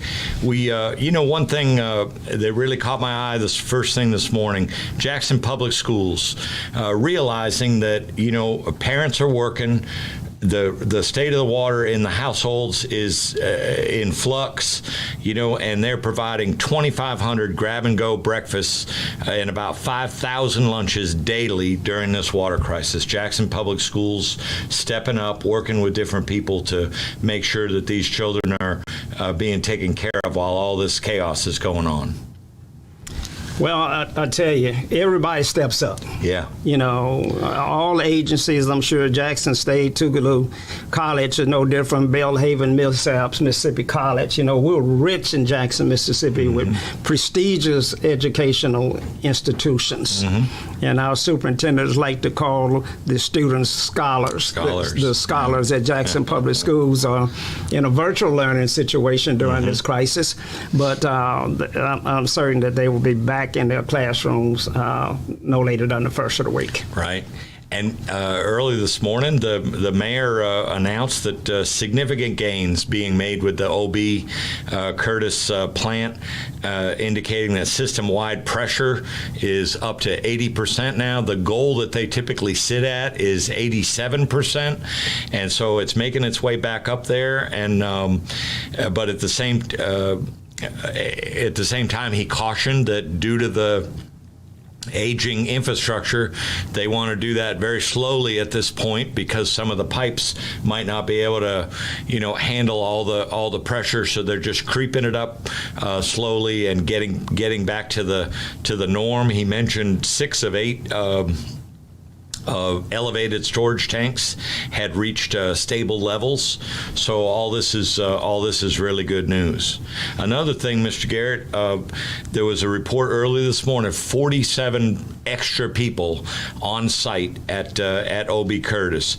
Eight folks from MEMA, 6 from the Mississippi Department of Health, 2 from the EPA, 8 from the Army Corps of Engineers, 2 from Hinds County Emergency Management, 6 from FEMA, and 1 from the Wireless Communications Commission. I didn't even know it existed. Additional staffers are en route from Louisiana, Georgia. Amazing stuff starting to come together. Yeah, it is. It is. And this is what we do as Americans. Yes. We come together in times of crisis, and we put away our differences for a moment to try and fix a problem that affects the greater good. Mm-hmm. I'm reminded of the cartoon that I used to watch as a boy with the fox and the shepherd and the sheep. Mm. That the sheep would be trying to eat the fox would be trying to eat the sheep, and the shepherd would be on guard, and then at 12 o'clock the fox and the shepherd went to lunch together. Right. From 12 to 1. And then they came back and both assumed their role of trying to destroy the sheep. Right. And so here in Mississippi, I hope that we are on an extended lunch break where we all work together. All agencies, all hands on deck, pulling in one direction. Right. Not pointing the fingers and say, how did this occur? Who created poor management? All of those kind of superfluous questions at the moment should be put aside. Put aside. And it sure looks with this staffing, which is critical, it looks like, and it reminds me all the time, you're reminding me about, we need to get the right people on the bus. And then we need to get the right people in the right seats on the bus. Absolutely. So it looked like hopefully we're getting the right people. It looks like a lot of different areas of expertise here, all kind of descending on this plant and doing what we can do it to get it back up to optimal performance. Yes, yeah. It certainly, from a control standpoint, bringing all of the talent that you can to the team. Even though you can have but one pitcher at a time. Mm-hmm. And so all of the information and all of the best advice that you have has to be provided to these technical people inside of Jackson's own public works department so that they can continue to operate and manage the plant long after this wonderful dream team has gone. Right. And so I trust that that's being done that way. That'll be wonderful. The announcement was made as well. We have the state water distribution sites. I'll just run through that list with you quickly. Cardozo Middle School, Smith Wills Stadium, Metro Center Mall, Mississippi State Fairgrounds, Northwest Jackson Middle School, Hinds Community College, and Davis Road Park. All those sites open daily from 9 a.m. to 6:30 p.m. water distribution sites. We got privy to a call just yesterday as far away as Michigan. Someone calling and looking to send a truckload of water down here. So it's just a beautiful thing. Yeah, and let me just kind of toot my own horn a bit. Socrates Garrett Enterprises was featured on the front page of the Wall Street Journal. There's a photo there of 2 employees with a tanker truck providing non-potable water to the citizens of Jackson. We also were featured in the Root magazine as being a provider of water to the citizens of Jackson. So we're a small African-American owned business of some 42 years in operation. And we participated in disaster recovery all over the world. We were in Puerto Rico a couple years ago, assisting them with their shelter-in-place program.